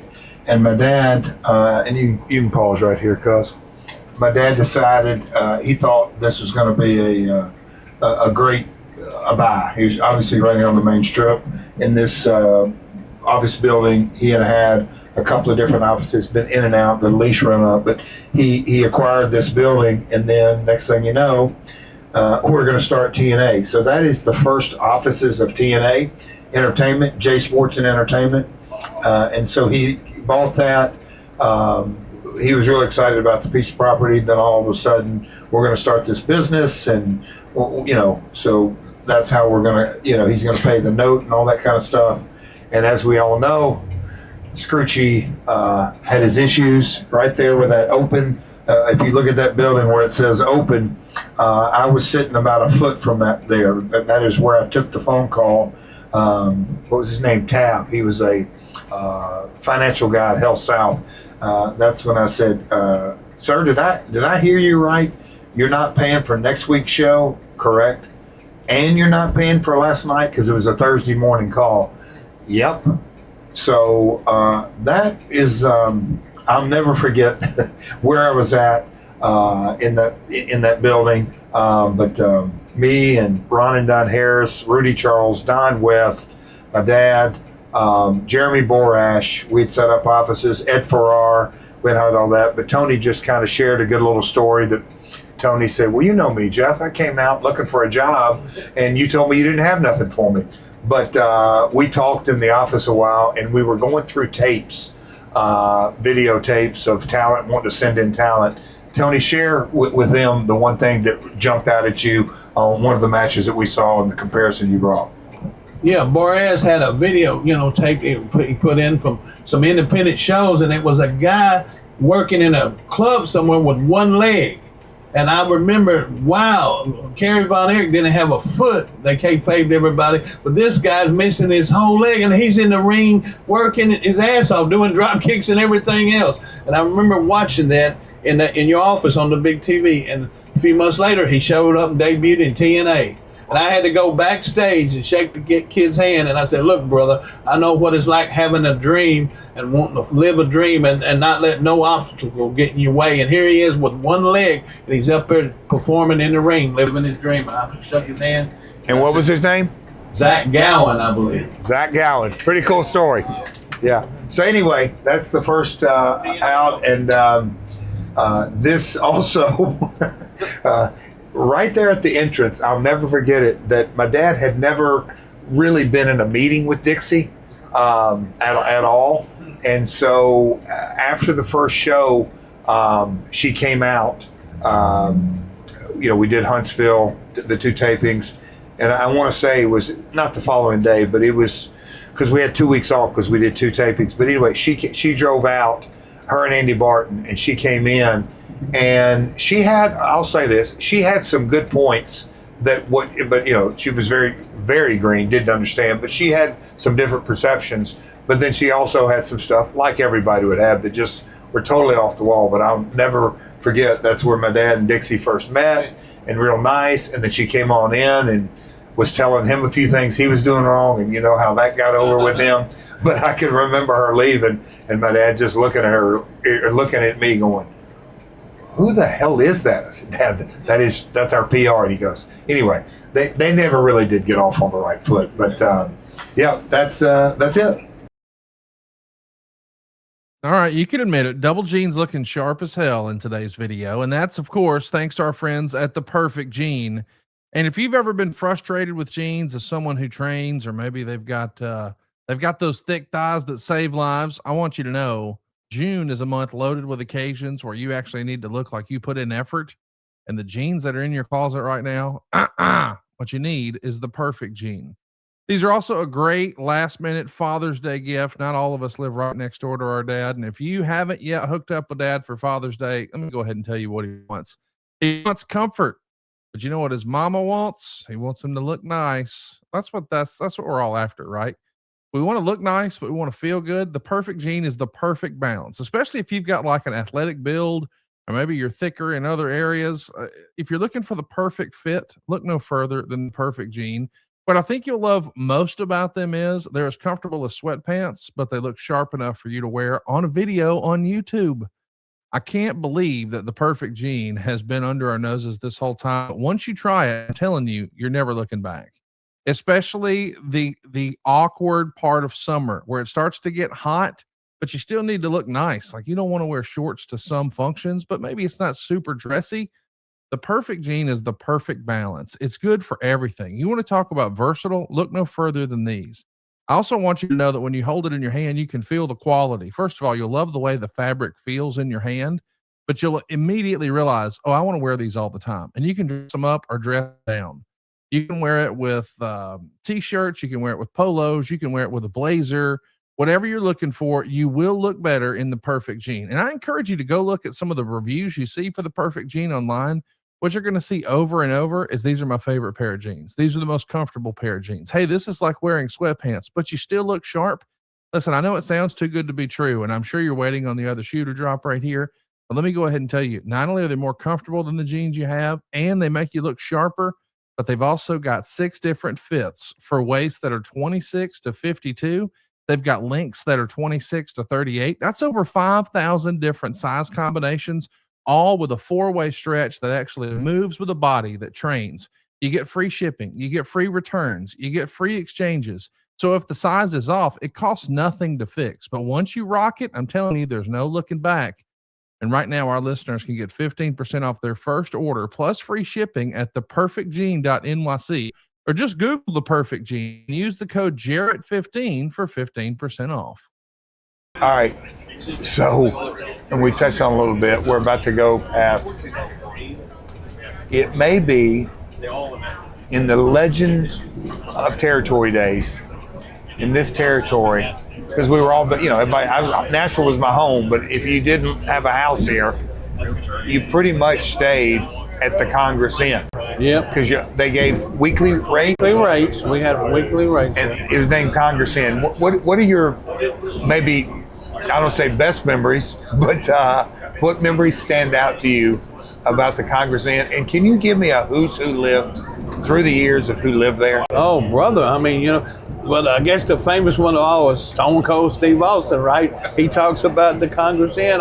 He asked people, I didn't know, on his podcast, my son and them said, he'll ask people, were they a Cumberland Inn or a Congress Inn? So it's famous, but everybody, Billy Joel, the Moondogs, Sylvia and Robert Fuller, you know, Jimmy Golden. Jimmy Golden. See, now that's when I came in. It was Doug Masters and Bart Sawyer. I mean, it just the list goes on and on. The Moondog Cujo and Cousin Junior and Larry Booker at the Congress Inn. I mean, right there on Dickerson Road. Many of and Tony Fox, yours truly. When LT was just little, we lived there. Did your other half, Candy K, did she live there? Yeah, and when we were married, you know, and she would work. It's funny how Eddie would book her in some of the shows, and I wouldn't be. So she would go with Paul Neighbors and all and work the show, and I would sit there and take care of LT. Yeah, that's right. Yeah. Eddie wanted her on all the show because she had that fire, and he just liked Candy, and he said, book her on my shows. And Candy would work. Isn't that the famous Stone Cold story that he potatoes, yeah, hard-boiled paying his due, but he's a firm believer. I'm paying his due. Oh yeah, the big time. And that's what Ricochet was talking about. You know, he's working for me, and I must, you know, my little payout. And Stone Cold said, well, brother, when you first start out, you need experience more. You got to pay you some dues. You know, if the money was there, it was there. But if it wasn't, you know, but Austin corrected him real quick. Or some of my friends said, yeah, he was on there talking about Tony Funk and the payout. But Austin said, no, brother, you have to pay your dues. So he wouldn't trade it. He likes his time in Tennessee because it was a learning ground. He wouldn't got to where he ended up if he hadn't come through all, and he paid the dues. And tuna fish and taters or raw potatoes, he would just eat in the Congress Inn, but he did. But look where he ended up. Look where he ended up. And you know, so much stuff gets blown out of proportion and everything, you know, and like some about in Louisville when the checks come out one day that so I like the one y'all did together. Y'all even mentioned me, you know, all the Broken Skull Session. people brought all you should, but no matter how you look at it, it's not gonna grow any. And that didn't sound like you saying something like, I know you, but they said that it was one of the reasons he was mad that you said, no matter how you look, because you wouldn't do that. It wouldn't have been professional at all. You wasn't that type. I've known you. It's your dad's company. It's your company. You wouldn't be saying that because that's going to be saying something. Contrary to most people probably believe. But they like to embellish. But my checks were no different than I know. That's what they say. Yeah, you was paying your dues too in the way. But they thought that, you know, because your name was Jarrett. But no, hey, you worked all them towns, didn't you?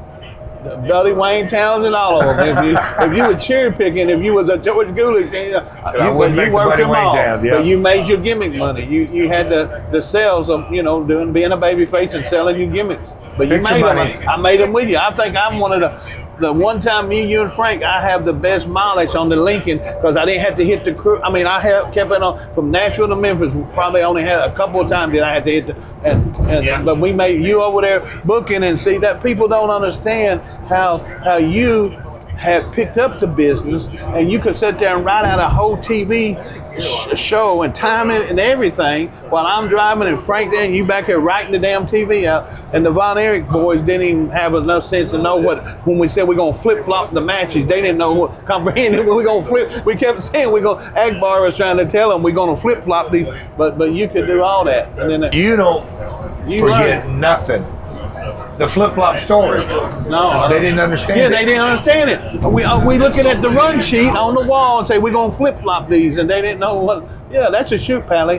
That's what they say, Uncle Tony. I took that from, you know, Jackie Fargo, Pally. So they made the T-shirt, Tony Fargo, and that's a shoot, Pally.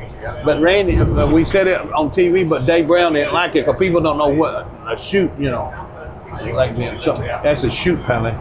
But yeah, they didn't know. That's for real. Either they were doped up or they didn't know. But I went and seen the movie, and I was real mad they didn't even say nothing about Chris. Because, you know, they would call me from Tyler. He lived in Tyler, but he would say, Tony, will you meet me at the Portatorium and work out? So I had to work out with little Chris. Kevin's up there with John Bazell doing whatever, and I'm down there taking with little Chris. With little Chris. But when they made that movie, they didn't mention him at all. And he blew his brains out. 21 years old. But if you're gonna tell a story, tell the whole story. Did you ever come to Dad's house at the big house when he flew those little ultralight planes? Yeah. Before this was made a bypass when they were just cutting in his mud or dirt, he would fly from his house and land over here on the bypass. He learned to take off and land here. He would. His buddy, Mr. Lloyd, flew the plane over here because it's a two-seater. They got over here, and this was a long, straight cut, and they could land and touch down, and he learned to do it. Do it and go back. Yep. Wow. Tony, is it safe to say you've driven a few miles in your career? Yes, yeah. Did you drive a few miles when you worked for the Poffo family, Randy Savage? And because you drove so many miles, is it true or is it rumor? Did you develop night blindness? Oh yeah, and well, that could be a little truth to that. that I knew that I didn't. If I'm driving myself, my life is mine. But if I'm driving a bunch of other people, their lives. So I told them that I had this night blindness, so they would make me drive at day, but I didn't have to do no driving at night. So I'd be laying back there thinking, yeah, my blindness is keeping me from driving. Now, let's don't say that. Night blindness. Yeah, that's good. But now it's coming back. Is it coming really, back? Yeah, it's really, see. All them years now, as I get These older. guys on this bus are just saying, I can't believe Tony would lie about like that to something. He's Randy. a professional wrestler. He lies about his weight, lies about his age, lies about his height. And now it's all in one. But you would never lie about night blindness. They keep my ass out of having to drive at night. That's great. But they did, and he would, because they'd be all in that party. You know, Bob Orton, Randy and Bob be doing their thing. Randy's dad, you know, and they all party until some Mopez Watley, and then Crybaby, my old friend, or somebody like Rip Rogers. We'd have to drive for hours. But when I had that night blindness, my ass wouldn't be doing no night driving. Hey, I got good sleep. I didn't have to drive at night. I could drive at day, but not at night. Randy Savage. They say they trained me. Somebody said they the Poffo family, but no, I went up there. Who trained you? Just saw and Dr. Watson myself, you know, in Paducah. Hell, I had a license when I was 14 in Kentucky and Illinois. I was at 14 years of age, all-star wrestler in Paducah. And then I knew the Poffos, Angelo and Lanny, and I knew Randy. One time we was at a show and Brian Christopher, Eddie Martin had him to come in for some spot shows, you know, when they was, and I said, Randy, I knew you when you weighed about 180, didn't I? Yeah, you did. But and Brian, you know, full of juice, Brian Christopher over there. But Randy, I said, I knew you, and he said, yeah, you did. But he got on there. But man, what did he get on when he was in WCW? Randy swole up. Randy Savage. And when he made that Spider-Man movie, he was eating too much. Tony, he was eating well. Oh, let's just leave it at that. He's eating put it this way. Lots of protein. That's probably, put it this way. That was not Randy. That was not Randy. He was huge, wasn't he? Yeah. Just had the anniversary of his passing. I think it was May the 20th, you know, when he died. Oh, yeah? Ric Flair said it's a shame that Macho Man is only 58 years old and dead, but I guarantee you there's a bank somewhere. He had enough money he could live 200 more years. And that's a shoot. That's a shoot, Pally. Tony, you're they good. they would get them papers out. We was in the van and they checking their New York Stock Exchange. I mean, they had Exxon, AT&T, for Angelo dead, and this was way before he ever stepped foot. He hadn't even come to Memphis yet. But then he went to WWE, and Lanny and George would talk. In his biggest year, he made $5 million, but it wasn't from the wrestling. Some of it was from snapping to a Slim Jim. When you get a corporate sponsor like but that's a pretty damn good year for a guy, you know, for Randy Savage to make $5 million in 1 year. All right, folks, our next stop, you guys will probably see this or know the history. That we were at Cumming Station, TNA's office. So it's the one we just left. We moved down to Cumming Station, built out an HD studio in the bottom of it. It was real nice. We were there from, '02 to about 12. And the Hogan regime had come in and the financial death spiral taking place. And so the Dallas office said, you guys got to find cheaper offices, and so the plan was put in place. Take a left right here, cuz, into Skyway Studios. Yes, sir. The plan was put into place that we had to get out of Cumming Station, and so this is. It used to be an old Sam's warehouse, and then it was converted into studios. I think they did TBN for a little bit. Home shopping. A home shopping network. They'd done a couple of different things, but then it was bought by some new owners, and they ended up putting in some real nice offices. But so we came out here and moved the post-production facility out here, and then the offices as well.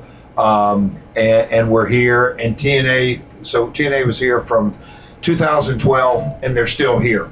Their offices are still here. I'm going to see if I can get in the gate down here. They remained through the Anthem days. They've been here ever since. We're just going to say hello. Jeff Jarrett. Oh. God. And the gate's open. Conrad. So this is, it's North Star Studios.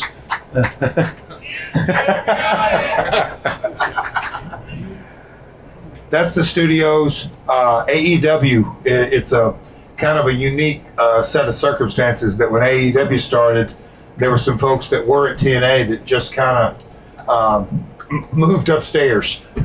They stayed in the same building. So this facility's been around quite a while, but it's a post-production house. They got a studio. I don't know if y'all remember the TNA shows during the pandemic. They were the actual wrestling shows.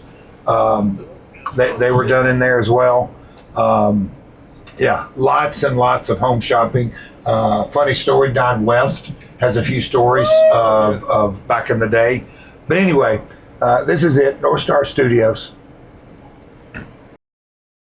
Hey, listen, I'll be honest. I'm always looking for a way to stop leaving money on the table, but perhaps the biggest one, missed calls, because a missed call means money out the door. Well, Quo will help you and your team share one business number, reply faster, and stay on top of every customer conversation so you never miss an opportunity to connect. That's why today's episode is brought to you by Quo. It's spelled Quo. It's a smarter way to run your business communications. Don't take my word for it, though. Check this out. Quo is the #1 rated business phone system on G2. They've got over 3,000 reviews, and that's because Quo is built for how modern teams work. That's why there's more than 90,000 businesses, from solo operators to growing teams like mine, who rely on Quo to stay connected, to stay professional, and to be consistently reachable. Quo works wherever you are, right from an app on your phone or your computer, and it lets you keep your existing number. You can add new numbers or teammates in minutes. You can sync it with your CRM, and you can rely on seamless routing and call flows as your business scales. Your entire team can handle calls and texts just from one number. What's that mean? It means no more mixed messages, no more disconnected conversations. Everyone can see the full thread, and it's going to make your customer feel genuinely cared for. I want you to think of Quo not just as a phone system, but more like a smart system. Quo's AI is automatically going to log your calls, generate summaries, and even highlight next steps, so nothing ever gets lost. And check this out. Quo can even qualify leads or respond after hours, ensuring that your business stays responsive even when you're finally offline. Quo's super easy. Your calls, your texts, your voicemails, your transcripts, and all your contact details all live in one clean view. And when you've got that full context at your fingertips, your team will communicate faster, stay aligned, and deliver a more personal experience. Make this the season where no opportunity and no customer slips away. Try Quo for free. Plus, get 20% off your first 6 months when you go to quo.com/myworld. That's quo.com/myworld. Quo, no missed calls, no missed opportunities. That's quo.com/myworld. What happened to Shawn Michaels is when he first got broke in, I was in Louisiana and we rode, and I taught him Kids Army, but then I told him about going to the gym. So when he wrote his second book, the autobiography, the second one, he says in the whole chapter, he starts the chapter of all the people that told him the importance of going to the gym, it was Tony Falk. And he said, I'm glad I listened to Tony. He said, I've seen him years later and he's still talking about going to, he can't practice what he preached, but he put that, and how that was, he was going to be at Cool Springs, and I had did one of my weight loss. I mean, I was looking good, but he was going to sign the book, and I talked myself out of not going because I said, if I go down there and he shuns me, it's going to break my heart. So you see, I didn't go. About a month later, I'm in Nashville with my son at a Comic-Con signing an autograph. The guy from Paducah come in, he said, Tony, you know Shawn Michaels got his new book out, and he gave you a whole chapter? And I said, and I went, what? And the LT had to get on Amazon, order it, but it wasn't a whole chapter, but he started a chapter, but it was about 3 pages, but it's about a quote from the Bible, you know, about self-discipline and all that, and he did. That's when he started it, and he put that over about Tony Falk, of all people, told him the importance of going and looking like an athlete. He said, I'm glad I listened, because then my performances got better. The stronger I got, I could do more and more. And then he talked about me. Now that means a lot. And I was telling about spending Jesus Christ, about the Lord. And he puts that in the book about me spending time. And I remember because that girl I was with then from San Antonio, she was a good girl, and he come over and that was good. But he didn't have to, like my son said, no, he doesn't have to write none of that stuff. When Austin wrote about me, they don't have to, they can forget, but Mick Foley did. Act of kindness. I remember, and Foley said that, and when he fell off that scaffold and broke his wrist, in Fort Worth that night, he told everybody he was okay, but he said, really, I wasn't okay. I had a broke wrist. And he said, finally, Cowboy Tony got down, and when I read, I remember, because the hardest part of getting dressed is lacing your boots, but people like him had boots come all the way up to your knees. So I got down and I started unlacing his boot. And he remembered that, an act of kindness in Fort Worth at Will Rogers Coliseum, that I helped him take his, and he wrote about it in his book that was a New York Times bestseller. And he worked me that night. He said, my first night in, me and Gary Young, we couldn't even beat Cowboy Tony, because they had us to go to a Broadway. Cause I come back to run towns with Eric and Steve Dane. I couldn't even beat but the good thing of it is Jerry Jarrett was watching the match up in the cage in Dallas, and he said, Jarrett, in the he crow's made nest. us in the crow's nest, and he said he liked the way we worked, and he made us the top heel tag team. And he gave them Agbar, and that's how. So the first time in Dallas, so something good come out. Jerry Jarrett made them the heel, but he couldn't even beat me. Cause in reality, they should have got a win. But see, Eric brought me back to run town. So when Little Man bought in, we could run them towns and pay a booking fee. And man, we did. That's what a few shows. So I came back for that. LT was just born. Cassio, please show your attention to greatness, being close to the Titan stadiums. Boo, I hear you back there, Coach Keith. Oh, when did it open? No. So 99 was our Super Bowl year, so 98, I think 98, because Vanderbilt was 97, 6, 98 maybe. As we approaching, we are going to stop by or roll past Municipal Auditorium. Conrad, Flair, Steamboat. Which one would that have been? Which one of the trilogy? Flair, Steamboat. The third one. To kick off with Funk. Municipal Auditorium over on our left. Little fun fact that I have shared on the pod before. The general manager of Municipal Auditorium retired right as we went into the pandemic. He did not want to put up with what the outlook looked in the immediate future for the venue, because it was going to be housing homeless folks, and then they were doing it was turned into a completely government building, obviously with no events. But my man Don Harris, right place, right time, who was already on staff, they elevated him to general manager. And so coming out of the pandemic, Don Harris is the general manager of the Municipal Auditorium, which is, in my mind, freaking nuts.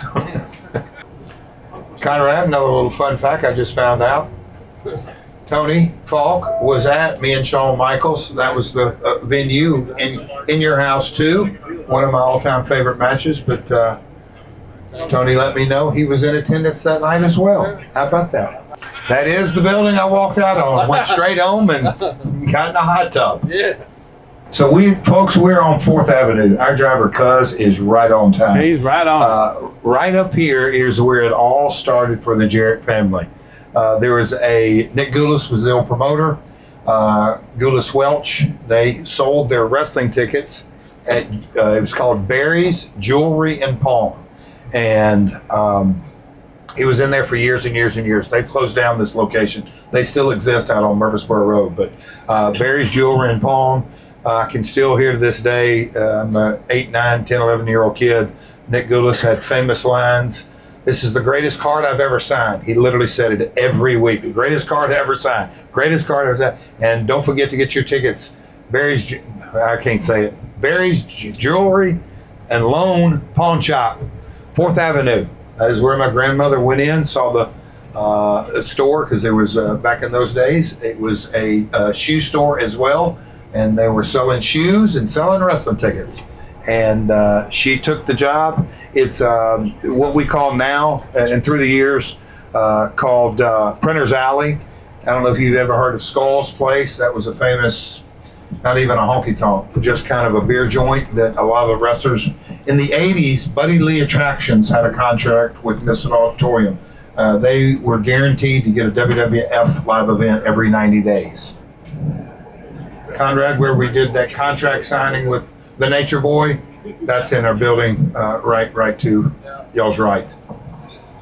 And for you, not just sports fans, but wrestling fans, there's talk of WrestleMania coming to Nashville. And we just passed just back there by the Hilton, the pedestrian bridge that takes you right over at the foot of the stadium. So within walking distance, less than 10 minutes, you can hit the stadium. You can come right over here, Bridgestone, where I'm sure they're going to have the Raws, the SmackDowns, and all that kind of stuff. And then right next door is the Music City Center, a gigantic convention center, all kinds, and it's all premium space. So housing big events in Nashville has really never been easier. Plenty of hotel rooms now, but geographically, they talk about it's one of the best cities laid out to host big kind of sporting events.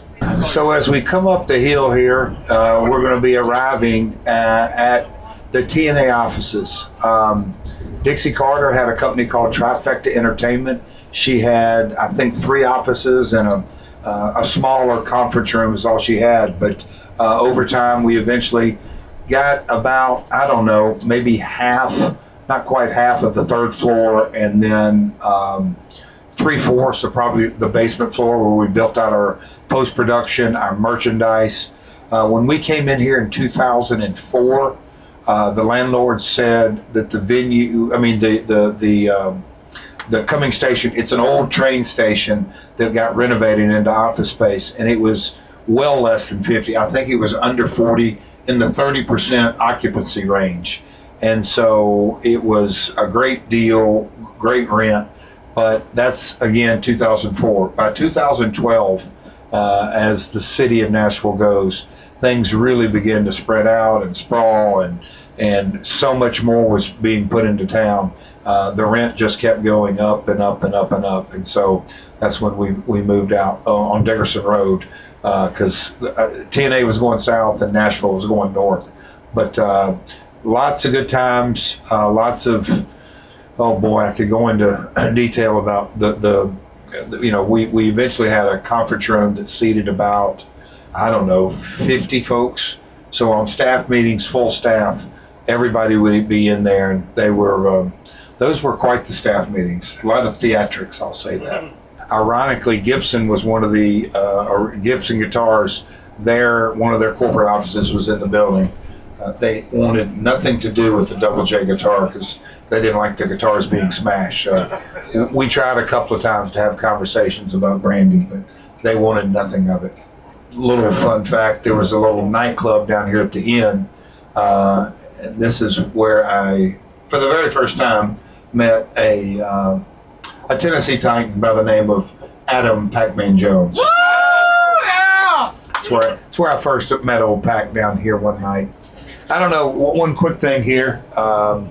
Back behind it's those railroad tracks. I don't know if you guys remember a King of the Mountain entrance video I was walking on railroad tracks in a gray shirt. Jeremy was like, had a new piece of software and edit or something. He said, hey, let's go out back. So left my offices on the floor, third floor, came out that door right there, walked out. None of the fencing was there. It's just everything is completely kind of redone. But we walked out on the train tracks and shot some video, and that entrance wall was with me for quite some time. Want to grow your business with the power of podcast advertising? Reach loyal, engaged audiences through trusted host endorsements across the Podcast Heat Network. To learn more about advertising opportunities, email dave@podcastheat.com or visit our website at podcastheat.com. All right, the tour continues. On our left, it's called Geodis Park, the soccer stadium. That now, and I want a big boo, that building was built and they tore down the Nashville Sports Arena. Yep, but progress. But this is, to our left, it's the fairgrounds. The racetrack is over here. We're coming in the back way off of Nolensville Pike. We're going to come down here in the entrance. One of the first things we'll come to is the place where I was charged with attempted murder. Tried to get Flair. He didn't go down. But I'm just in a long list of many, many folks that have tried that. But no, we're about to enter into the back of the fairgrounds. But in the 70s, there was a place called the Women's Building. It burned down. It's up on top of the hill. And when the Women's Building burned down, it was just really a fair pavilion. They burned it down, and they literally talked to my dad and Nick Goulas and other folks here in Nashville, and they built the building with wrestling in mind, and that's where we housed the Asylum, every show in there, and every Saturday night. Andy Kaufman appeared there, Lawler, Road Warrior, Fabs, on and on and on and on and on. In this first pavilion at the fairgrounds is where we did the press conference that kind of kicked things off. Mike Keith, voice of the Titans at the time, now the voice of the Vols. We had the mayor's office out. He was really done well. I thought that was the kind of the set point for the entire setup of Ric Flair's last match. We did the press conference and then came out back, and Jay Lethal showed up. Don't meet your idols. When he comes begging, Don't meet your idols. begging for a job. How's he look now? How's he look now? You know, Rick, you didn't want me a part of your last match? Me and Jay Lethal, it looks like we'll see you on July 31st.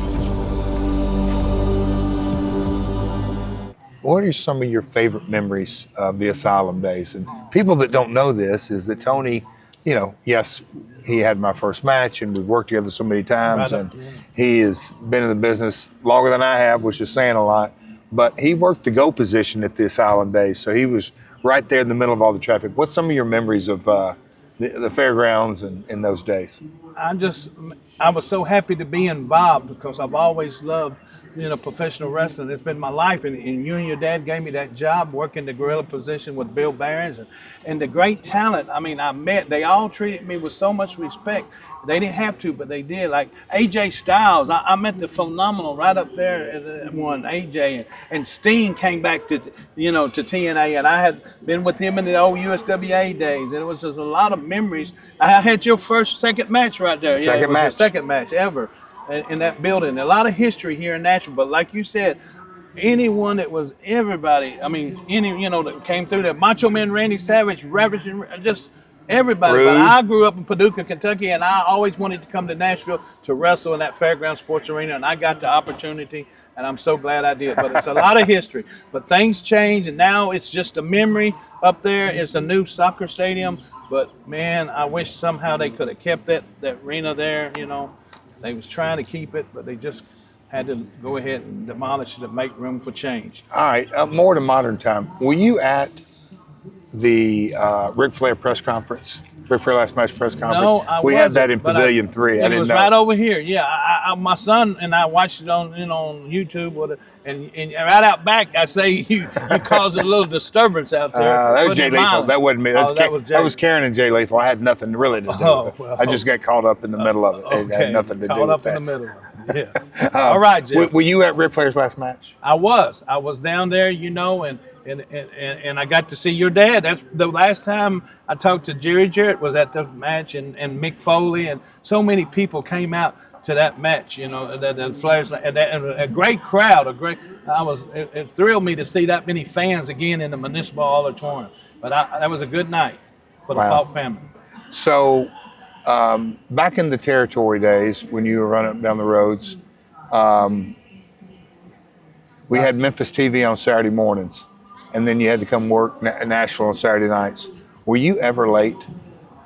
One thing about me, they know I would be early unless it was somebody else's fault. Occasionally they might make me late. But Miss Christine always said, you have good character, young man. She always told me that. I loved her to death. Miss, that's, your grandmother, that people don't know, Miss Christine, Teeny, she went by a lot of names, but she was a female in a male-dominated business, but she held her own against anybody, didn't she? She didn't like you messing with the girls or the ladies, did she? No, fraternizing with the fans. That's what she'd say. That's what she would say, Tony, right? you have no business being out that back door. Yes. And you would say, yes, ma'am. That's exactly what, yes, ma'am, it was, Miss Teeny. Let's keep on moving on. I told the story today because we went to the old TNA office. We're on a bus tour, 50 of us. The railroad tracks.